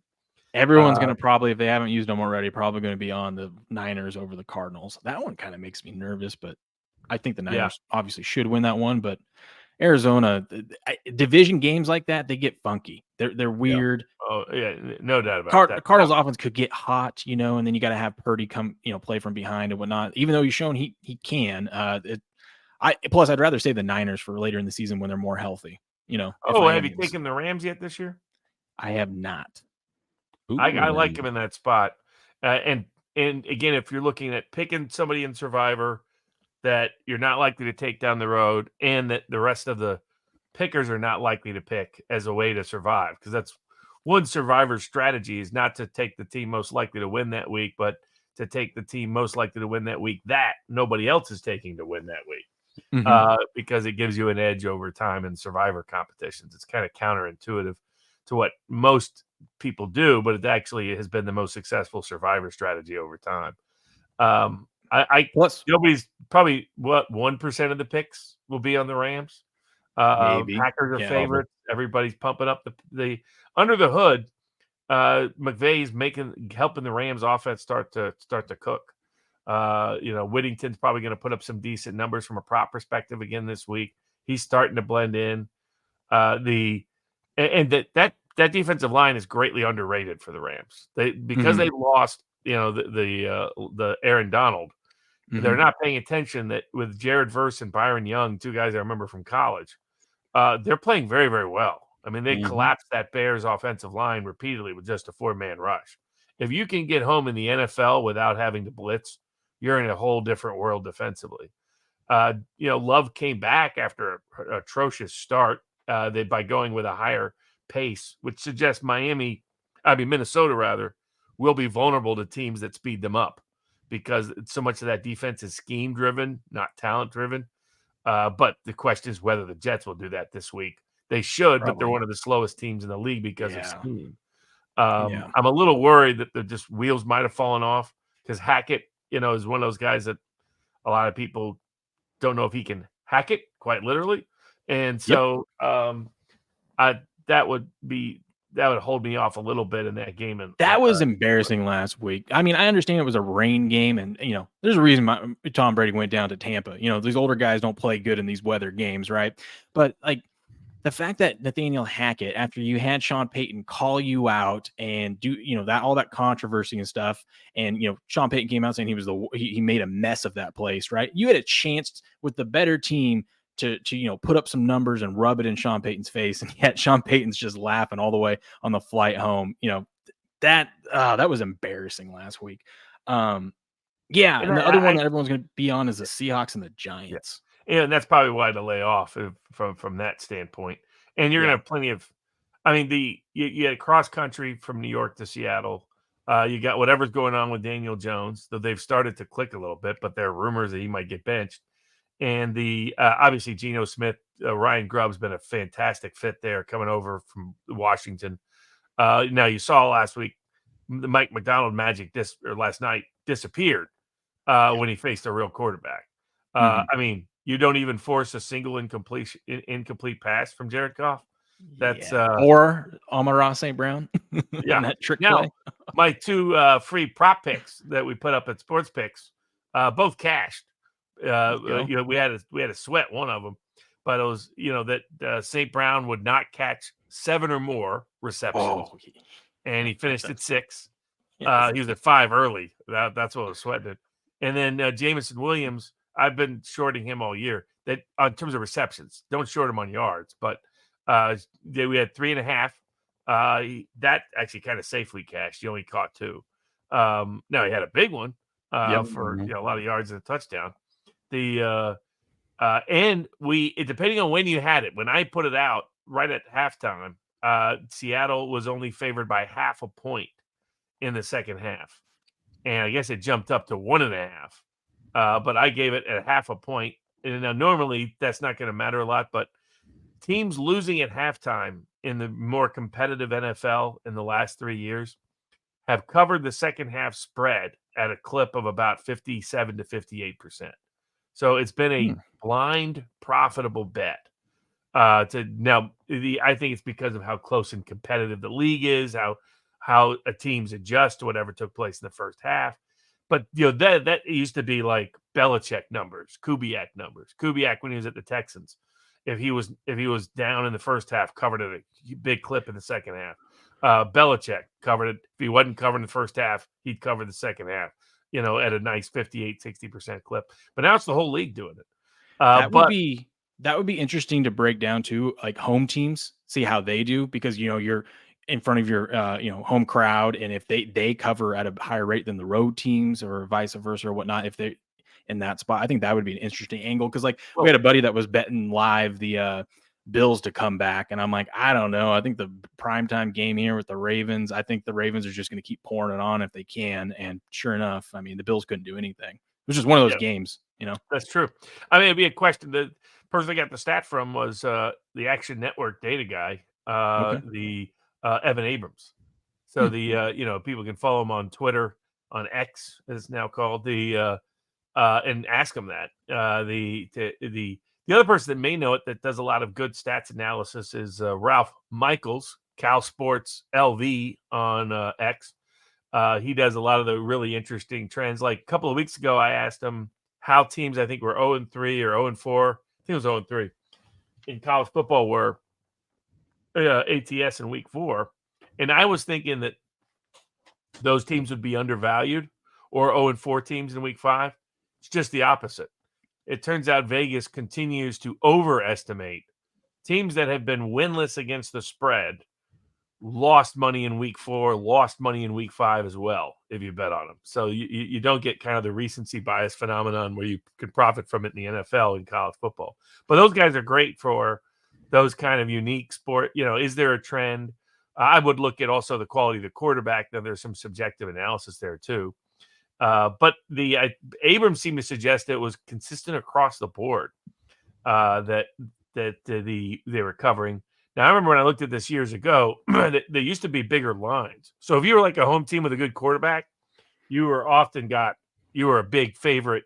If you were 6-point favorite first half or for the game, and you were not winning at halftime, you were 6 points in just the second half or 7. I mean, so those were expensive lines. It was road underdogs often that were the value in the second half. And you saw that last night because Seattle 3.5, 4, 4.5, depending on where you got it. They're down by 14. I thought, okay, they'll probably be favored by 3 in the second half. Only favored by 0.5 point. Now they got hit hard, so it jumped up to 1.5. So the people who got it right away when I put it out, end up making money. If you got it when it went up to 1.5, you end up losing money because of the safety. So the safety. We're about to lose it. I mean, about to lose the second half bet. They get all the way down to the goal line, don't score. Oh, we're screwed. And then we get the safety. And so that side cashes. But if you had it at 1.5, you don't cash. So welcome to that was NFL. like the one of my best bet last week was the Jags +7. And that almost screwed up because of they almost had a safety themselves or gave up the touchdown the other way. So God, I bad beats when they do the lateral stuff. I get it, and they don't care about the lines, but that would have been a terrible way to lose that. Hey, good morning, Miss Marling, and thank you for the $5 Rumble Ranch. Good morning, boys. If not McDaniels as Finn's head coach, who would be a good choice? I don't think they're moving off that guy. They just extended him through 2028. I think he's going to be there for at least a couple more years. I don't know. If everything falls off, if the wheels fall off, and what happens if Tua really can't come back after that huge contract? Wouldn't that be his excuse, though? Would you be like, well, I lost my what quarterback? happens even if Tua comes back and they still can't beat a playoff team? A playoff, you know what I mean? I mean, those numbers are shocking. I think that there was a lot of belief in him in Miami and Miami fans, but the ultimate proof of Shanahan was that he could do it with any quarterback. McDaniels can't do it at all with any quarterback. No. You get outcoached at home by the Titans. You get outcoached at home by the Bills. And I think there's some serious doubts starting to. And in the NFL, it's a show me what have you done for me lately league. That's so true. I don't think he'll hang around. He needs, can he get a second season after this, even if it's a debacle this year? Yes, but they're as much money as they're paying out to everybody. If he doesn't do well, if he continues to do poorly this year and doesn't improve on it early next year, he's done. Yeah, because those numbers are shocking. Like they're not even close teams that they're losing against good teams, like with winning records. I mean, yeah, exactly. I mean, so there was doubt already from last year, and now it's starting to creep in this year. And with his concussion issues, maybe Tua is done. So we'll see if he's able. What happens if he comes back and gets another concussion? He's done. Yeah, and that could happen. I think there's a deal, isn't it? He can't retire and still get paid, but if he's forced to retire, he gets paid. He had a $212 million contract, and $167 million of it was guaranteed. He's been paid roughly $93 million of that, so he still has some money out there. But there was a clause in there that he does actually have to be serviceable to be able to get the rest of that guaranteed money.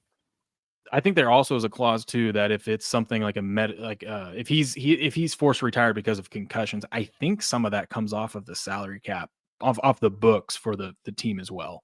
Okay. A lot of weird stuff in these contracts. It's like the Deshaun Watson situation where the Browns are probably going to leak information to hurt Watson, hoping I totally believe that. And what they should do is they should have the coach say some more controversial stuff to get the league to suspend him.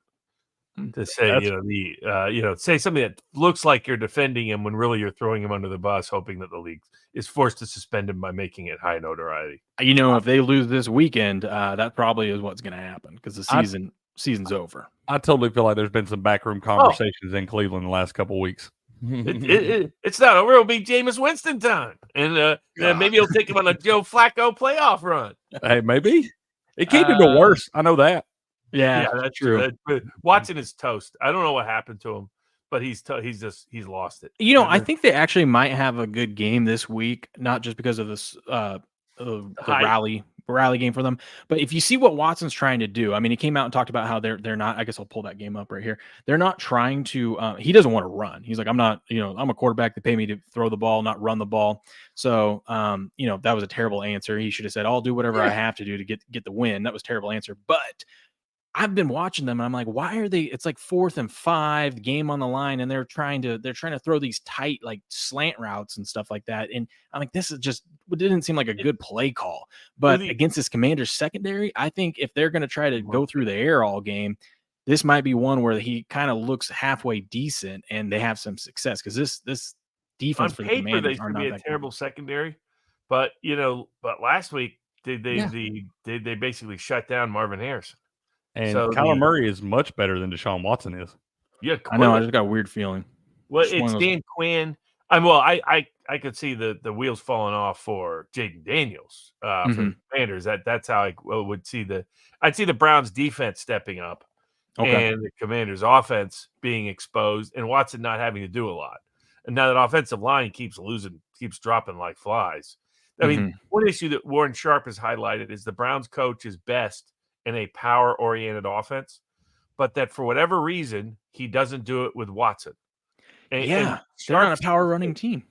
Yeah, he seems to imply that that's a demand of Watson to be this like a Russell Wilson style. Like Watson seems that that's probably the closest trajectory. Wilson was convinced that he was the next Tom Brady and needed to be in an offense that showed how awesome he was as a passer that wasn't so run dependent. And I think Watson had the same mindset. Got the huge paycheck. It's going to prove, because people forget the Bill O'Brien style offense that he ran there. It's kind of a Kubiak inspired version of that offense. It was a play action offense. It was it had a run component to it. Played indoors, of course. You start to wonder how much it was the right fit for him. And when those guys lose it, they just lose it. I mean, like Russell Wilson never got it back. I've seen no signs at all that Watson is going to get anything back. Now, it wouldn't surprise me if they win this week, because I'm a skeptic that this is sustainable by Jaden Daniels and the Commanders, but I could just be wrong on Daniels. We'll see. But when I watch the tape, I'm not seeing that. He's still not throwing consistently downfield. He's still late on his throws. It's Arizona's defense is just literally an open sieve. They have to scheme, creatively to get anything done there, which they might be able to do, Arizona this week against San Francisco, but San Francisco might be starting to get into steamroll mode. Yeah. Let me ask you this about the Browns, Bob. Do you think when Nick Chubb should be back the next few weeks from that ACL, pretty nasty injury last year, that has to make this offense that much better? You got Jerome Ford and Dante. Got anyone blocking for him? That's what I'm saying. I don't know that it helps them that much, because Chubb, hell, it doesn't matter really who you are. If everybody's getting through that line right there and hit you in the backfield, no matter what, you can't do nothing. Well, the other, Warren Sharp's been all over this. The key is that whenever Watson's in, whether Chubb's there or not, he goes to this 3-wide passing game that Sharp has identified has never worked with this coordinator. And it's almost like the coordinator didn't want Watson signed and is trying to have the team stink offensively so he can jettison Watson. And we'll see. Something is going on behind the scenes there that doesn't fit, because he keeps running a scheme that's not working, and he knows it's not working, yet he runs it again the next week. That's a recipe for disaster. Yeah. Let's talk about. I got a couple games left that I can talk about. Cowboys Steelers Sunday night. 1970s flashback. Yeah. We got it back. Old school. This is gross. This one's tough. I was against the Steelers last week, but I was looking at this because I'm like, the Cowboys are just awful right now, and they've lost. Lawrence is going to be out, and they don't think Parsons is going to be able to go defensively. Obviously the under is probably the best bet in this game, but do you think the Steelers have a chance to win this one? I guess they're almost a field goal favorite. Probably will be by kickoff.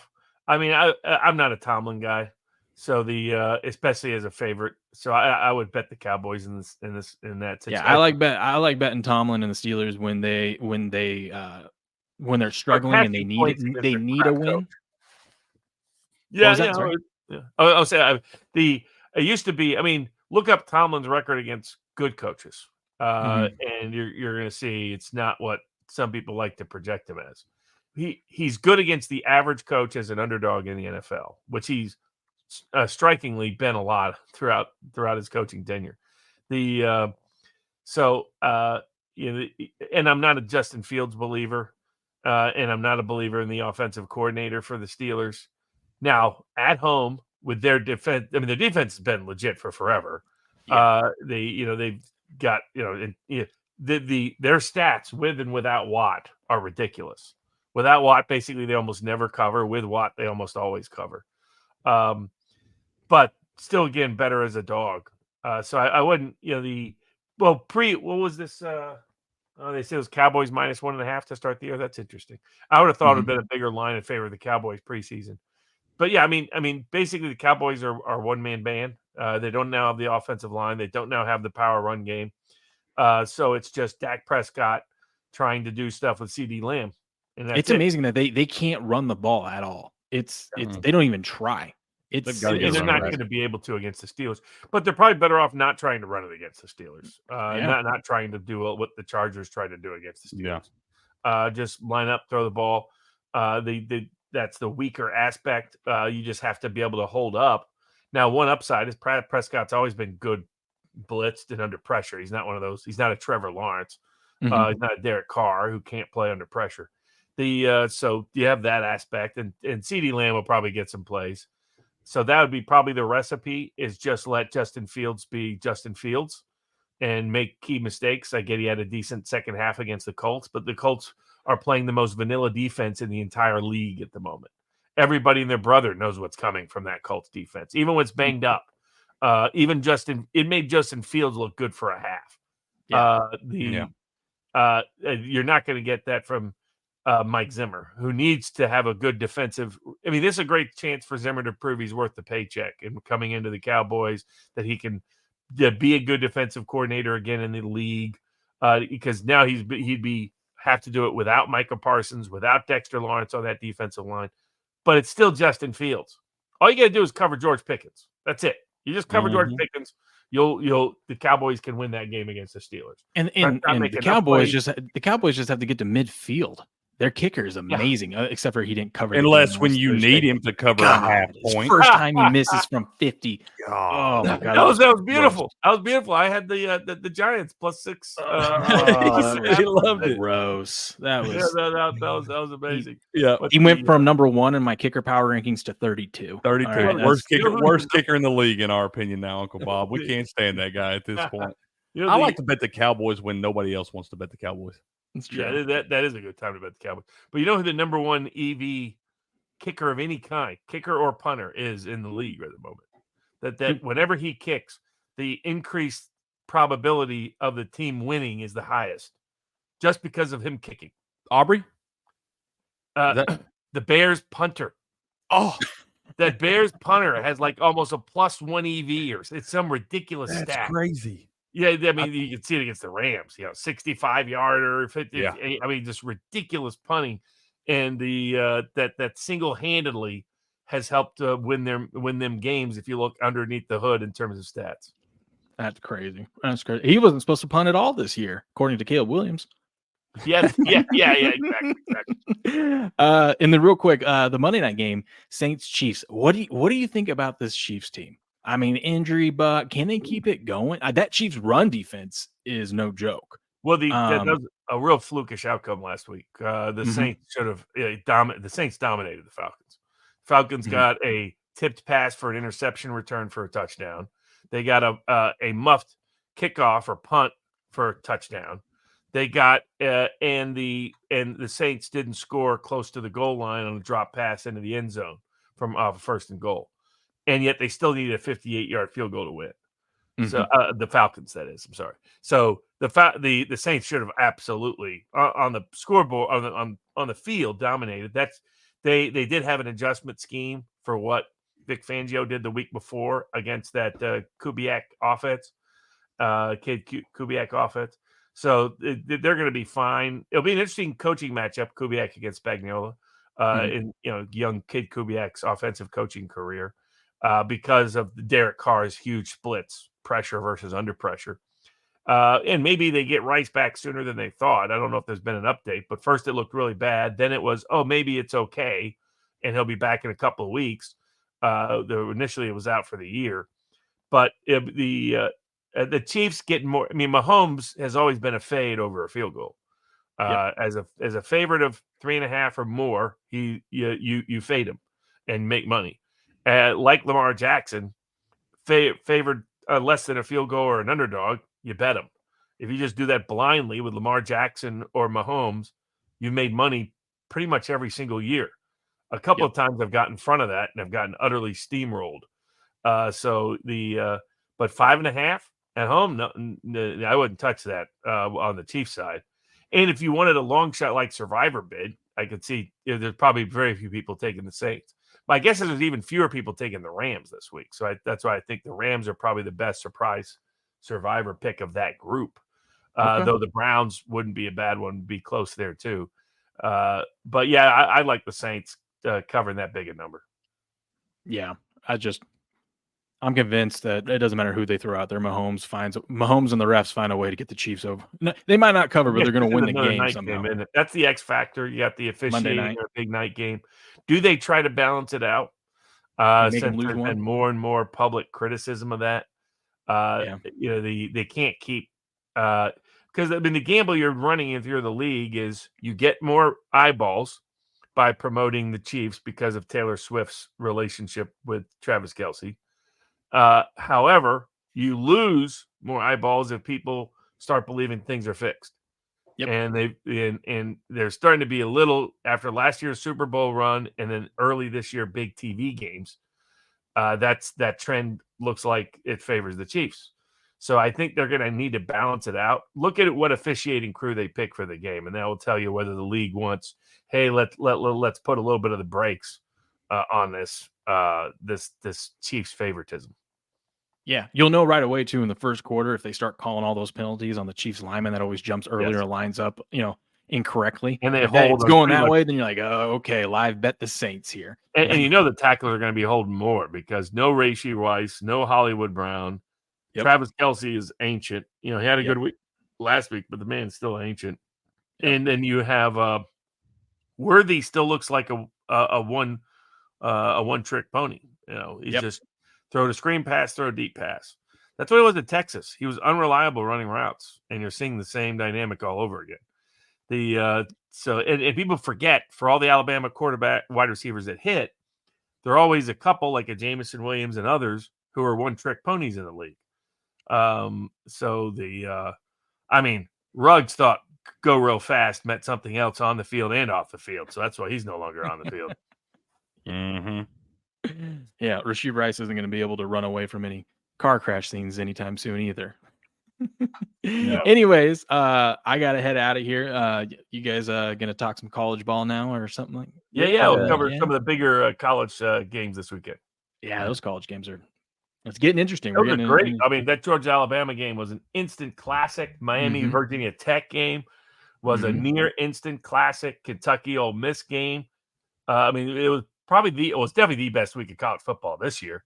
But that Georgia-Alabama game ranks in the top 10 of all-time classics. I can't believe Georgia came back. That was shocking. I can't believe Bama got up 28-0. But I've never had a game that I thought was more garbage turn into such an epic game in such a short amount of time there. That kid's 17 years old out there doing those things. He looked like it was a video game. It looked like they were playing NCAA 25 out there with some of those. Oh, it was insane. But I hate that it's October 1st now, right? We're in October, and I'm like, man, this football season's going way too fast. What are we doing? Let's slow it down. I feel like in blink of an eye, it's going to be over. But what did the Wazoo went to sleep last week in Boise? What was that? Oh, we just found out we just decided not to tackle.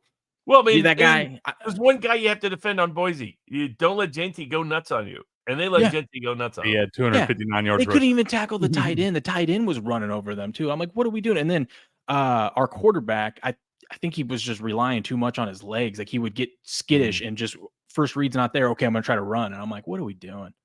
That's my Cougs, though. They always let me down. I always buy into the hype.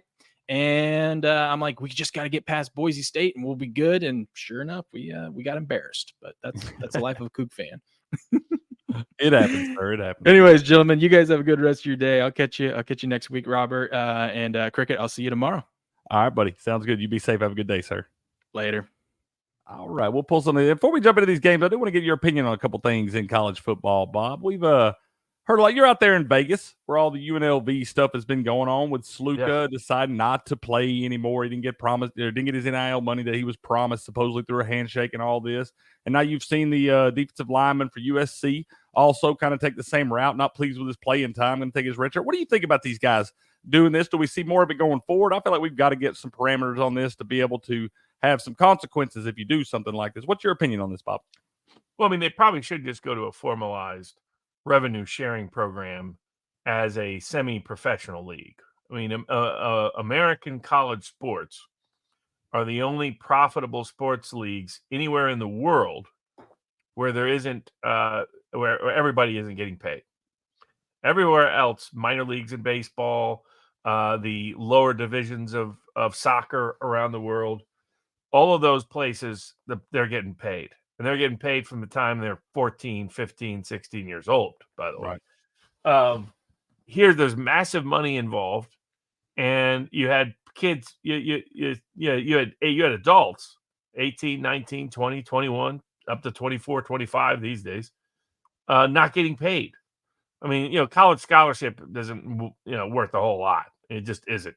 Right. Not for these guys. And it's nowhere near the value that they produce. I So agree. it's been the last standing, the under the lie that this is amateurism. All the universities, all the big media companies, all the big shoe companies have got to make all the money off of Billions. this. Exactly. Well, the kids got nothing. And Mhm. so it's now because they've succeeded in their lawsuits with the name, image, and likeness suits and the like, and some of their antitrust claims as well, has forced them to acknowledge some degree of pay of being able to pay players, but it's a chaotic system rather than a revenue sharing system. There's not contractual guarantees either way. So, player can leave Alabama, go to Iowa, and decide, they're going to go back to Alabama after they take the money from Iowa. Mm-hmm. So from the Iowa boosters. So that's a problem. Now, of course, here at UNLV, one of the free picks we gave out last week at Sports Picks was UNLV, and it's because the locals here follow the team decently, and they're gamblers by nature, and they all thought Sluka shouldn't have been the starter anyway. Okay. And then you saw that the backup was much, much better than Sluka, and I mean, Sluka's never going to get paid at this point. I mean, no, he's screwed up now. Yeah, completely. You gave up a starting bid on a team that was competing maybe for an outside playoff spot, and as soon as you're gone, the whole team celebrates. Basically, they look better. Yeah, and they're much, much better. So the quarterback is better. The rest of the team thought that quarterback was better. I mean, you have Ricky White, who's a future NFL wide receiver, who is not getting any passes from that Holy Cross transfer. So, I mean, he'll probably go back to maybe James Madison and reunite with his Holy Cross coach, where he's probably a decent fit, where that coach is Bob Chesney is just blitzkrieging people like he did to the Tar Heels and is going to send Mac Brown in early retirement. But I think in order to fix it, you need to stabilize it. You allow there to be enforceable contracts, and just basically go to revenue sharing. It's what should have always been the case. These kids deserve some of that, and then you can apportion the revenue across different players, and just come into the modern age. The college football is not amateurism. College football is a massive money-making business. That's what it is. It is that way for its boosters. It is that way for its universities. It is that way for the media companies. It is that way for the sponsors. It is that way for local economies. A lot of these small towns that have stadiums in them that bring in 100,000 extra people on Saturdays and stuff. Completely. So it's always made sense to treat it that way. The players treat it that way. So reward them proportionately. And have enforceable contracts to protect the universities and the boosters. So somebody can't walk away at the last minute. Somebody can't change their mind. Somebody can't renegotiate midway through the season. Yeah. And the other advantage with the contracts is it limits the scope of the transfer portal issue. Somebody can't come in for a year, take a paycheck, and then leave. Let's say you do a deal, say, well, what we're really giving you NIL money for is for you to be here 2 years, for you to be here 3 years. Right. And so forth. I think they've got to put some limits on these amount of transfers. I'm all about kids going to their first stop and it may not work out and getting another shot somewhere else, maybe homesick, whatever the case may be. I'm all about them getting a second opportunity. But these third and fourth and fifth opportunities are driving me crazy. I think after you go, if it doesn't work at 3 spots before, you're probably the problem there in that instance. So I think that you should get one transfer and then, you have to ride. I think after you transfer, you should have to remain there for 2 full seasons before you have the option to transfer again. And you'll see these people, the eligibility wind up doing contracts would solve that issue. In other words, have contracts that cut both ways. So if the kid doesn't work out, he's still getting paid. Right. If he does work out, you still have him there. Yeah, I agree. I saw a guy in the Miami game the other night. The tight end is a 9th-year player. He's been in college for 9 years. Now, granted, the first 4 or 5, he had some injuries and stuff and COVID and all that, and he wound up not playing. But, yeah, he was a 9th-year senior the other night. And just kind of on that real quick, what did you think about the end of that game the other night? I thought the Miami-Virginia Tech game. Oh, yeah. I mean, the officiating was atrocious the whole game. So not a surprise they blew it at the end as well. Right. I mean, maybe a kid caught it, maybe he didn't catch it, but they mishandled it as classic ACC refs do. You got to call it whatever you called on the field. You got to stick with that. There was no inconclusive evidence for either side of that in the replay. So whatever you called on the field, you had to stick with. I think. Well, what you're seeing is VAR favors some big brands. College football you're seeing it show up there. You're seeing it a lot in soccer. So that even when a team's on the road, if they're a big brand, a Real Madrid, a Barcelona, a Bayern Munich, Man City, an Arsenal, Liverpool, any of the big brands in those sports, the VAR referees are ruling in favor of the big brand team because those refs are not on the field. So usually it's officiating that's most impacted by home field. When you take out officiating, very few teams actually have a true home field advantage outside of baseball, where you have different, lengths and different size of stadiums and different distances and all that sort of thing, where you could actually build a team for your home field, like the Yankees forever when they had that short left field, outfield. You could get hitters that could hit a lot of home runs in that direction. Outside of that, if you look at books like Scorecasting, other sports references, you'll discover that 2/3 to 80% of what is considered home field some of home field is familiarity, some is motivation, but almost all of it's the motivation of the officials. The crowd being there influences what flags they throw and which ones they don't. And in that particular game, they just had an instinctual response, but the VAR crew is worried about the bigger brand, Miami, competing in the ACC for a national title, being knocked out. And if the roles had been reversed, the VAR would have confirmed, or the official replay, that's called in the States, they would have confirmed it. That was a Miami call in my book. I felt that way for sure. I felt like if Miami was the one going for the Hail Mary in that game, I felt like that would 100% been a completed pass right there. So let's hop into some of these games this week. And we do got some big ones. I got one I want to talk about on Friday night, just kind of get your opinion here, because they got drubbed this past weekend. I know I was on the Spartans. I believe you were as well. But Michigan State going to travel out to Oregon, out to Eugene there. That's a Friday night game? Yeah, it is a Friday night game. Friday night on October 4th at 9 p.m. Eastern time will be the kickoff for that one. You got Oregon minus 24 right now, minus 110 both ways on that. And you got a total of 52 in this one, minus 112 to the over and minus 108 to the under. Michigan State, we talk about Jonathan Smith, how he's performed pretty well as a big underdog in his career. Now you look at this matchup where he obviously has some experience in this game, coaching at Oregon State beforehand there, and he's usually done decent in those games, but they got drubbed, and I think Ohio State's the real deal. I really do. I think they're the big red machine up there. We didn't really know what they were just yet, but they put it all on, and that Jeremiah Smith, that freshman for them, is an absolute stud at wide receiver. I believe he's the next great Ohio State wide receiver in the league there. So Oregon give it 24 right here, knowing Jonathan Smith being well as an underdog, especially on the road in spots, and now we know he's got experience in this series here. What do you think in this one, Bob? I think the line is correct. I have it at 23. So and given a Friday night game in Autzen Stadium, and then in Eugene, 24 makes sense. The issue with Michigan State is they're off. Childs, their young quarterback, is a turnover machine. Jonathan Smith is tough as an underdog. I forget, how did he do 2 years ago? I think it was 2 years. Maybe it was last year. How did he do at Oregon? I guess that was last year. I'll go ahead and you keep rolling off. Look at that, because that might give you some proxy, because this Michigan State team is pretty even talent-wise to that Oregon team. Just a quarterback that's down from DJU. That may surprise some people, but talent-wise, he's supposed to be better, but he's just a turnover machine early in the year. They had plenty of chances to cover against Ohio State, and he kept making mistakes. So I wouldn't want to get in front of the Ducks. I think the total is probably – I don't bet a lot of college football totals because it's tough to know schematically, or it's tough for me to figure out, at least, schematically how a team's – what pace they're going to play in an individual game, how the breaks are going to come. NFL totals are a little more predictable in my experience. And I think this Oregon team is not as an explosive and offensive team as it is a ball control team offensively. Defensively, they're fine. Not spectacular, but fine. But it'll come down to, does Childs have a big turnover game or not? He's a high variance guy.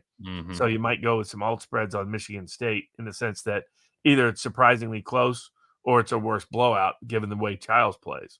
Yeah.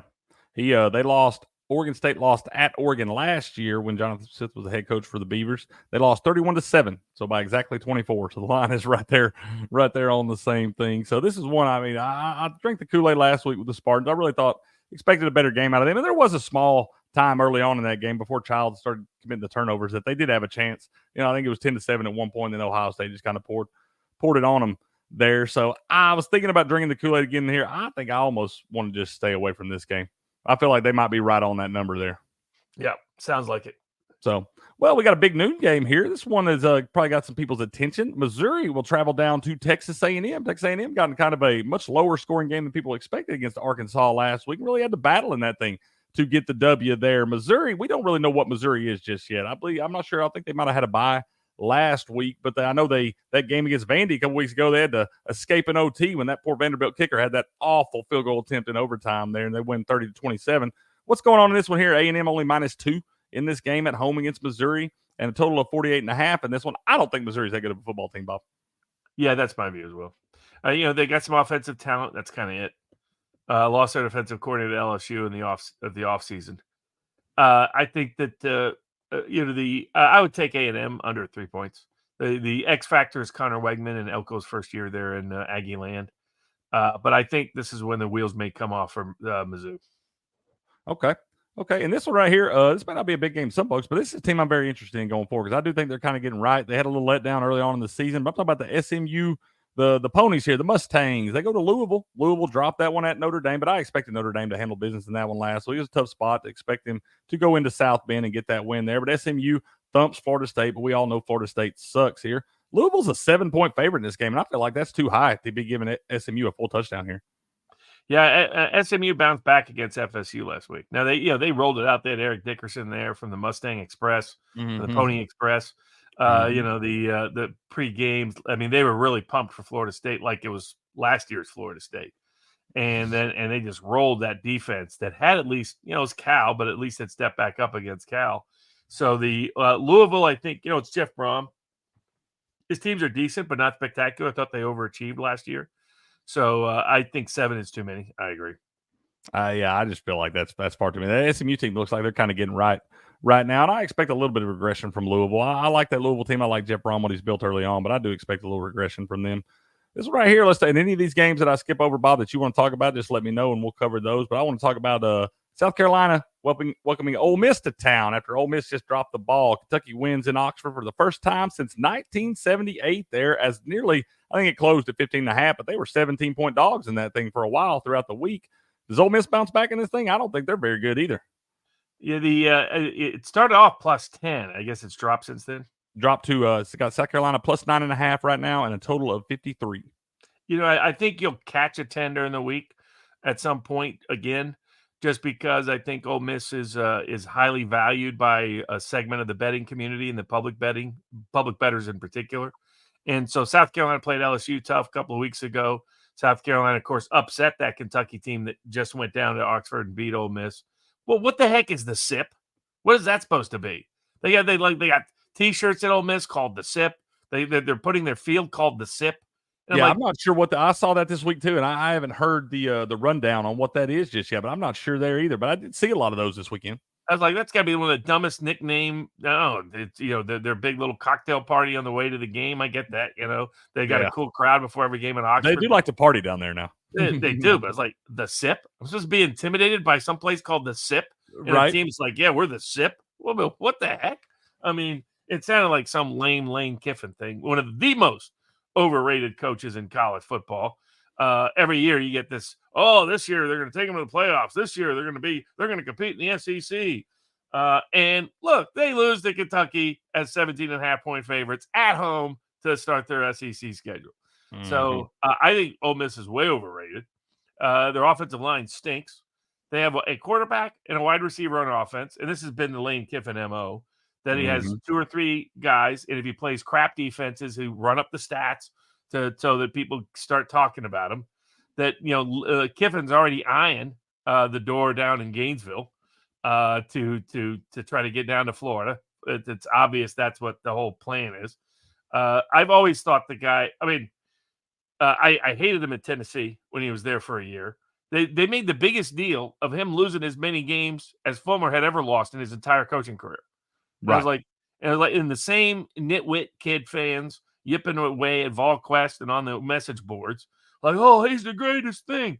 I was like, you just told me when we fired Fulmer after losing 6 games, that losing 6 games is inexcusable. Guess what Kiffin just did? Lose 6 games. We got whipped by Virginia Tech in that bowl game that year. Oh, exactly. So then he runs off to USC, where he's a disaster. He had been at the Raiders before, where he was a disaster. He goes down to Florida Atlantic, does so there. Gets Saban resurrects his career. Why? Because Saban owes his dad. This is why Lane Kiffin got all of his jobs. Kept falling upwards. He was a disaster as co-offensive coordinator at USC. People now should know Sarkisian was the reason that offense was good. It wasn't Lane Kiffin. Right. The Sarkisian called the passing plays. Lane Kiffin just called running plays. There's no creativity there. But he does hook up with Jeff Levy, who creates a new offensive scheme, a sort of a hybrid spread that he then borrows to take to Ole Miss. And then thanks to the transfer portal, where he doesn't have to win. He would constantly makes terrible recruiting decisions. He gets these guys that are big names that are complete busts. He did it when he was head coach at USC. That's why he got fired on the tarmac. And he did it again when he was at Tennessee. Remember Brown?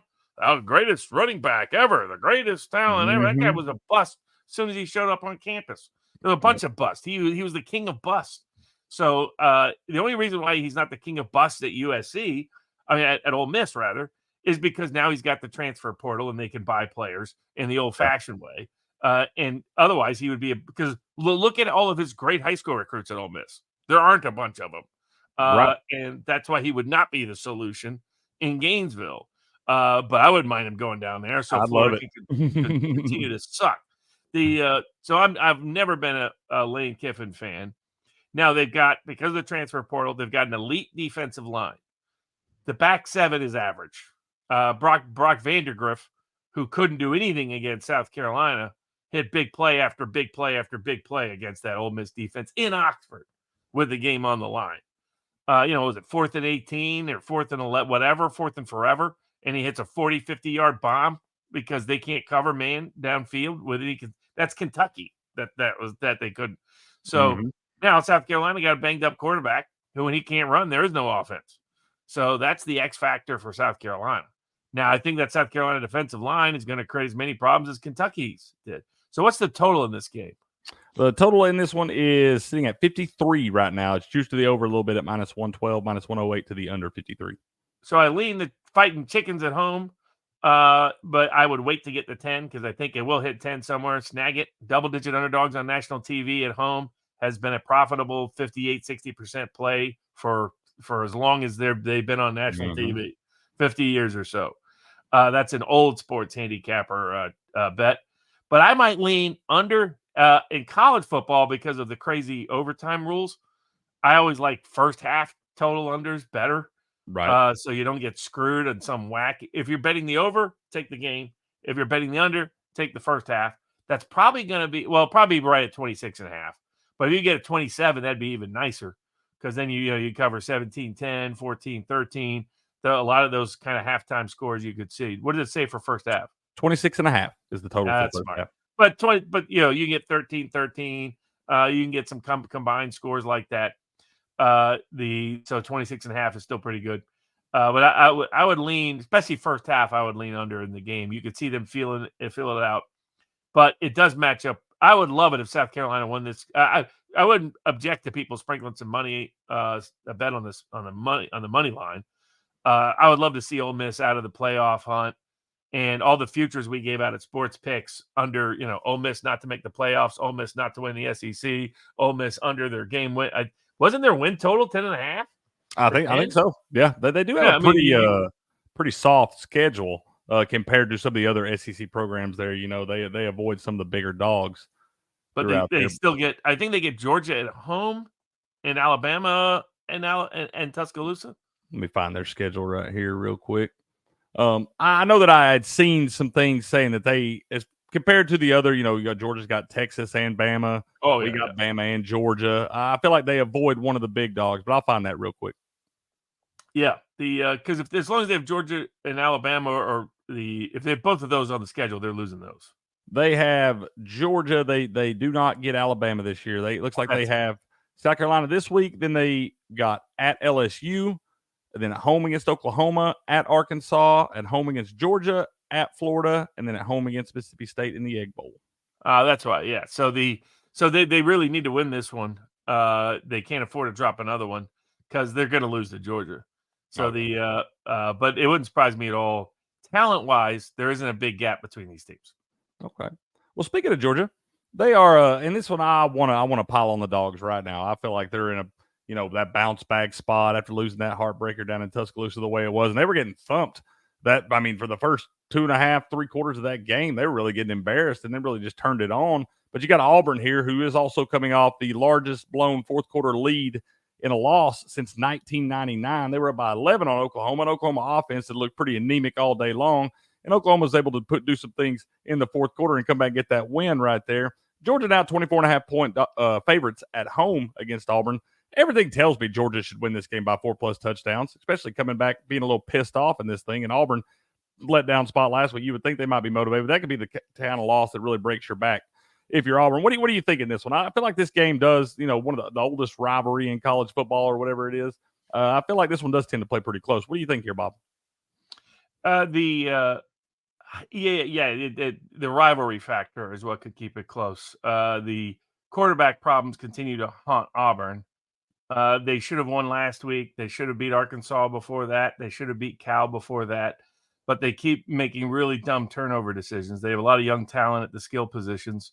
They're solid, but not always dominating defensively because Cal doesn't have a good offense. The Arkansas's offense is up and down. And then, last week's Oklahoma's offense had none of their wide receivers and cluster injuries on the offensive line as well. So that's where you have some doubts about, just how good is Auburn's defense. This game will tell us if they're a good defense or an average defense. At times they've looked like either. And then can Peyton Thorne quit making big mistakes? If he can quit making big mistakes, this could be a surprise close game in an old school rivalry, cross-border rivalry. If not, then it could be a Georgia blowout. So I would probably over 24 would lean Auburn, but I have Georgia favored by 23. So okay. It's right on that number then there. Like I said, I think I may ultimately wind up staying away from that game because I feel like I've been bidding that one in the past when I expected Georgia to blow the doors off when they had much better teams, much like this situation where they had a much better team than Auburn. But for whatever reason, that game tends to play a little funny here. Moving on, a little Big Ten action also at 3:30 on Saturday. You got Iowa, the Hawkeyes, traveling to the Buckeyes here of Ohio State. Ohio State is 19.5-point favorites, but I believe I've seen this line come down a point since yesterday. I'm pretty sure it was Ohio State minus 20.5 yesterday, and you got a total of 44.5. Normally, we're all about Iowa unders. I think I'm thinking about taking an Iowa over in this game right here, Bob. Well, so far, there have been, I think, has every Iowa game gone over? I think it has. I know they bit me a couple times. I took them when they were in the 30s there, and they wound up finding a weird way to get over like that Minnesota game a couple weeks ago. But I'm pretty sure Iowa overs are undefeated this year. Only X factor here is Ohio State defensively may be a real bad matchup for Iowa's offense. Mm-hmm. And on the flip side, I think a couple of years ago was a misleading score when Iowa went in and got blown out by Ohio State. But under the hood, that was actually Iowa's defense actually did play well. It was like weird fluke plays and like turnovers and stuff like short that. Field and stuff. Yeah. Yeah. Is what I vaguely remember. So is it still under 21? It's sitting at Ohio State minus 19.5 at minus 112 right now. And the total's at 44.5 minus 110 both ways. I assume the public's going to be on Ohio State. I mean, the argument for Ohio State is Iowa's got blown out when they've stepped up in class against these elite teams on the road, away from Iowa. You think of the two Michigan games and the Big Ten title games in recent years. The game at Columbus a couple of years ago. I think we'll see what Ohio State's offense is really made of because Iowa's got an elite defense, and if they go out and do whatever they want against them, then the offense is a national title offense. If they don't, then they've got vulnerabilities that can get picked off at some point. So this will be I would lean Iowa getting more if you can get 21 or more. If not, then it's more of a watch and learn game. Yeah, I think so too. Iowa's offense just seems to be one of those offenses that when they do get in the hole early against these bigger teams, these more explosive offenses, they get in that hole. That offense is not good enough to get them out of it. And I think that could be what you see here. That's part of the reason I'm kind of leaning the over in this one, but it could wind up biting you because Ohio State could wind up winning this game like 35-7 or something like that. And it bites you on the over in that one. Looking down through here, let's see what we West Virginia, Oklahoma State. How do you feel about Oklahoma State? I think that they're a pretty bad football team. I liked Kansas State last week and liked the over in that game, and they really never showed up in that game. I expected, more of a bounce back spot after losing, but I said when they lost to Utah at home with a backup quarterback there, I didn't think this team was all that great. I still don't, but I think I might like them this week. I saw the line move out of half points since yesterday. They were -4. Now they are -4.5 at home against West Virginia with a big total of 65.5 in this one, but it actually came down a half point from 66. I think I like Oklahoma State to bounce back in this one. Yeah, it'll be an interesting game. I mean, I think from a talent perspective, they're about even. From a performance to date, both teams have slightly underperformed their preseason expectations. Oklahoma State did get their running game going a little bit last week, and then their passing game regressed. Their defense has been shaky all year. That's why the total's so high. West Virginia has changed their entire secondary from early in the year. The transfers they came in were a bust, and they were better against Kansas, if not spectacular. So Gundy is really tough bouncing back, but he's better if you catch him as a dog than he is as a favorite in this situation. So that it's a key game for both teams because lose this game and a lot of their preseason expectations are done. Yeah, I think so too. Oklahoma State just to me feels like I don't know. It feels like it may. I know Mike Gundy's been there forever. But it's getting to the point where it feels like it's almost, if you want to really, and I don't know that they can compete for championships. I mean, the Big 12, we got a lot easier when Texas and Oklahoma left, but I felt like if you weren't going to run through that thing this year, especially getting Utah at home in your biggest game of the season, I feel like if you can't make waves in this season, I think it might be time to kind of start looking other directions there. Clemson travels to Florida State, and Florida State is hot garbage. They are going to be getting 14.5 points at home in this game against Clemson. One of the games we expected before the season started to probably be one of the bigger games of the year to help determine who was going to come out of that ACC. Now it don't even really matter, and I think Clemson comes in and just throttles in this one. I think these two teams, anytime you get a chance to thump this other team, I think you're going to try to do it. And I think Clemson's getting right at the right time. I think they are going to wind up winning the ACC over Miami. They don't play in the regular season, but I do think they'll meet up in the ACC championship game. I think Clemson will get them in there. And I think Clemson wins this game by 3+ touchdowns, Bob. I think it's a gut check time for Florida State playing at home, national TV, double-digit underdog that would favor the Noles historically. But they've been underachieving all year long. Only one cover on the year against Cal at home. Blown out last week at SMU. Clemson's offense has been clicking since the Georgia game. That it's an interesting, preseason. This is the biggest movement from preseason to odds. I think Florida State favored by 7, something like that. Mm-hmm. So you're talking about a 21-point movement and catching more than 14. Talent perspective, national TV game, pride on the line. You would expect the Noles to come to play. If they don't come to play for this one, then obviously the game is over. Season's over. Right. I felt like, that's what I expected from them in that Boston College game after losing over in Dublin to Georgia Tech. I expected to see them bounce back, and watching the way they came out to play at home on national TV against Boston College and get absolutely embarrassed. There's no world that I feel like that Boston College team is even close to this Clemson team. I think Florida State's is going to start the other quarterback this week. Oh, okay. Well, they should have been doing that for a couple of weeks now. I feel like poor DJ's had all the chances he deserves at this point and has not been able to do much with any of them. Our Vols coming off being idle last week. That was kind of fun, Bob, being able to sit around as a Vols fan and watch Georgia and Alabama beat up on each other and everything, just knowing we're going up at least one spot in that AP poll no matter who wins that thing right there. Now we travel out to Arkansas. I was really glad to see that this was not a noon kickoff. I hate those noon kickoffs, conference games on the road. Funny things happen in those games. So I was excited to see this turn into a primetime game here. But we've got our Vols -13.5 at Arkansas with a high total of 60. That is -110 both ways right here. Is this a letdown spot for Tennessee? It's the public's hammering Tennessee, and yet the lines come down. So that usually indicates sharp action on the Hogs. Mm-hmm. It's because Arkansas under Pittman has been a moneymaker as an underdog and covered again last week against A&M, covered the week before, shouldn't have, but did against Auburn. So will they cover at home, catching double digits? This that's the open question. Will Petrino's offense come up with something creative for that schematic driven Tennessee defense that's very defensive line? This will be the best test because Oklahoma had all their offensive issues and injury issues for Tennessee's defense to get a sense of how well they do schematically. Despite Arkansas being up and down, they have the talent and the coaching staff to be decent. I think that side of the ball will dictate the spread. I don't think Tennessee will lose, but historically, whenever Tennessee goes to Arkansas, no matter the situation, tends to be a wild game. I'm just saying, I've been saying all along, this feels a lot like 1998. And for those of y'all that can remember, think about that Arkansas game back in 1998. Shout out to Clint Stoner there for bailing us out and letting us have that national championship, because that game was all over but the crying, and we should have lost that. And I can't get that out of my mind, Bob. I'm scared of this one. So I'll be just fine with Tennessee cruising to a 10-point win. In this one, I don't even care if we blow the doors off. Just get the win, boys, and move on. We got Florida next week. So we got Michigan going to Washington.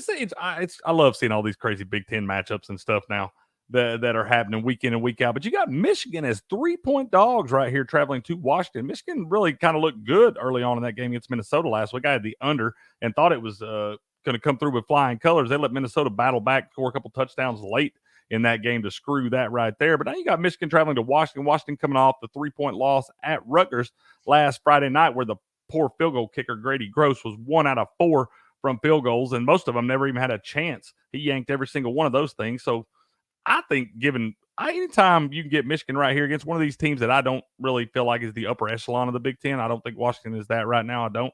And I think Michigan getting a field goal right here. I think I'm going to go ahead and put the money line on that Wolverines at plus 120 there, Bob. Yeah, it's an interesting line because the public's hammering Michigan, yet it went up in favor of Washington, which means somebody that the books respect is on Washington. Now, some of that may be the revenge angle. Washington losing in the national title game is a national title game rematch.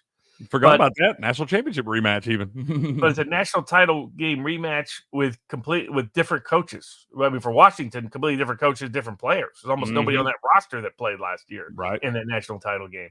So I don't know how much that revenge factor is a big factor in this particular matchup, but maybe that's partially what's informing some of the betting community that's on the Huskies. I mean, I expected to take Michigan. Take Washington as a big underdog. I didn't anticipate this degree of line move. So would probably lean Michigan just from a talent perspective, even though they can't throw the ball against a Washington team that right now looks like can't kick a field goal. So even though I like Judd Fish, who came over from Arizona as the head coach of Washington, and the Mississippi State kid who transferred in, Will Rogers, competent, capable quarterback. But I'm a little thrown off by the public ball being on Michigan and the line moving up to 3 on Washington. So that would be a reason to hedge, to be hesitant. Clearly some sharp bettors really think this is going to be a Washington spot. I'm not so sure with Michigan catching points, the better defense, the better run team. So you got some countervailing trends there, but Michigan definitely on paper has more talent than Washington. It always scares me when the public is piling on one team and the books go ahead and move the line out in favor of that team and give you a little bit more and make you think that it's even better spot. And it always scares me when I see that. On the flip side, last week in the Big Ten, that was the Illinois-Penn State game. Line kept moving for Penn State. All the public was hammering Illinois. Penn State never got close to – I mean, they got won by 14, but they really weren't in a position to cover that number. No, they scored. Both of those teams scored on their opening drives and then didn't score again till like the fourth quarter or something like that. So that was a weird, crazy game too. And I thought it was almost going to be a trap. I figured Penn State almost had a chance to take a couple defensive tutties down back on that last series. I thought they were going to get the backdoor cover because I felt like that one was a trap for sure. This one right here is kind of interesting to me because you got Minnesota coming off playing at Michigan there, and they did show a lot of grit late in that game because they were really, I thought it was all over but the cry, and they battled back and really had a chance in that thing late. USC started slow for the second week in a row here at home against Wisconsin, down 21-10 at the half, but came all the way back to give us the backdoor cover for those of us that took a minus 15.5, winning that thing 38-21. They seem to be very much like a team that starts slow, but kind of figures it out on the halftime adjustments and comes out looks like much better in the second half there. And now Minnesota here giving 8.5 to USC. This is a Big Ten conference game. For those of y'all that don't remember that, USC is a Big Ten team now. High total. The total is very high in this one to me. It surprises me. Minnesota games usually don't get this high on totals at 51.5 there, but is 8.5 too much to give the Ghosts at home? That might be a correlated game. So if you like Minnesota in the under, and if you like USC in the over. Okay. That's fair. That's fair. And the last one I wanted to touch on, I feel like it's the ultimate trap spot for the Miami Hurricanes right here. They're going to be playing at 10:30 p.m. Eastern time, which is that's what it'll be 10:30 for them. It's going to be 7:30 on Cal's biological clocks. So you got Cal giving 10 to Miami here. Miami coming off that crazy madness last Friday night where they got given a win right there. Total of 54.5, and this one you hadn't seen a lot of Cal totals that high either. But I think giving 10 right here to California might be a weird thing. You got the cross-country travel and all that. What do you think on this one? Yeah, I think that getting double digits, I would favor Cal in this situation.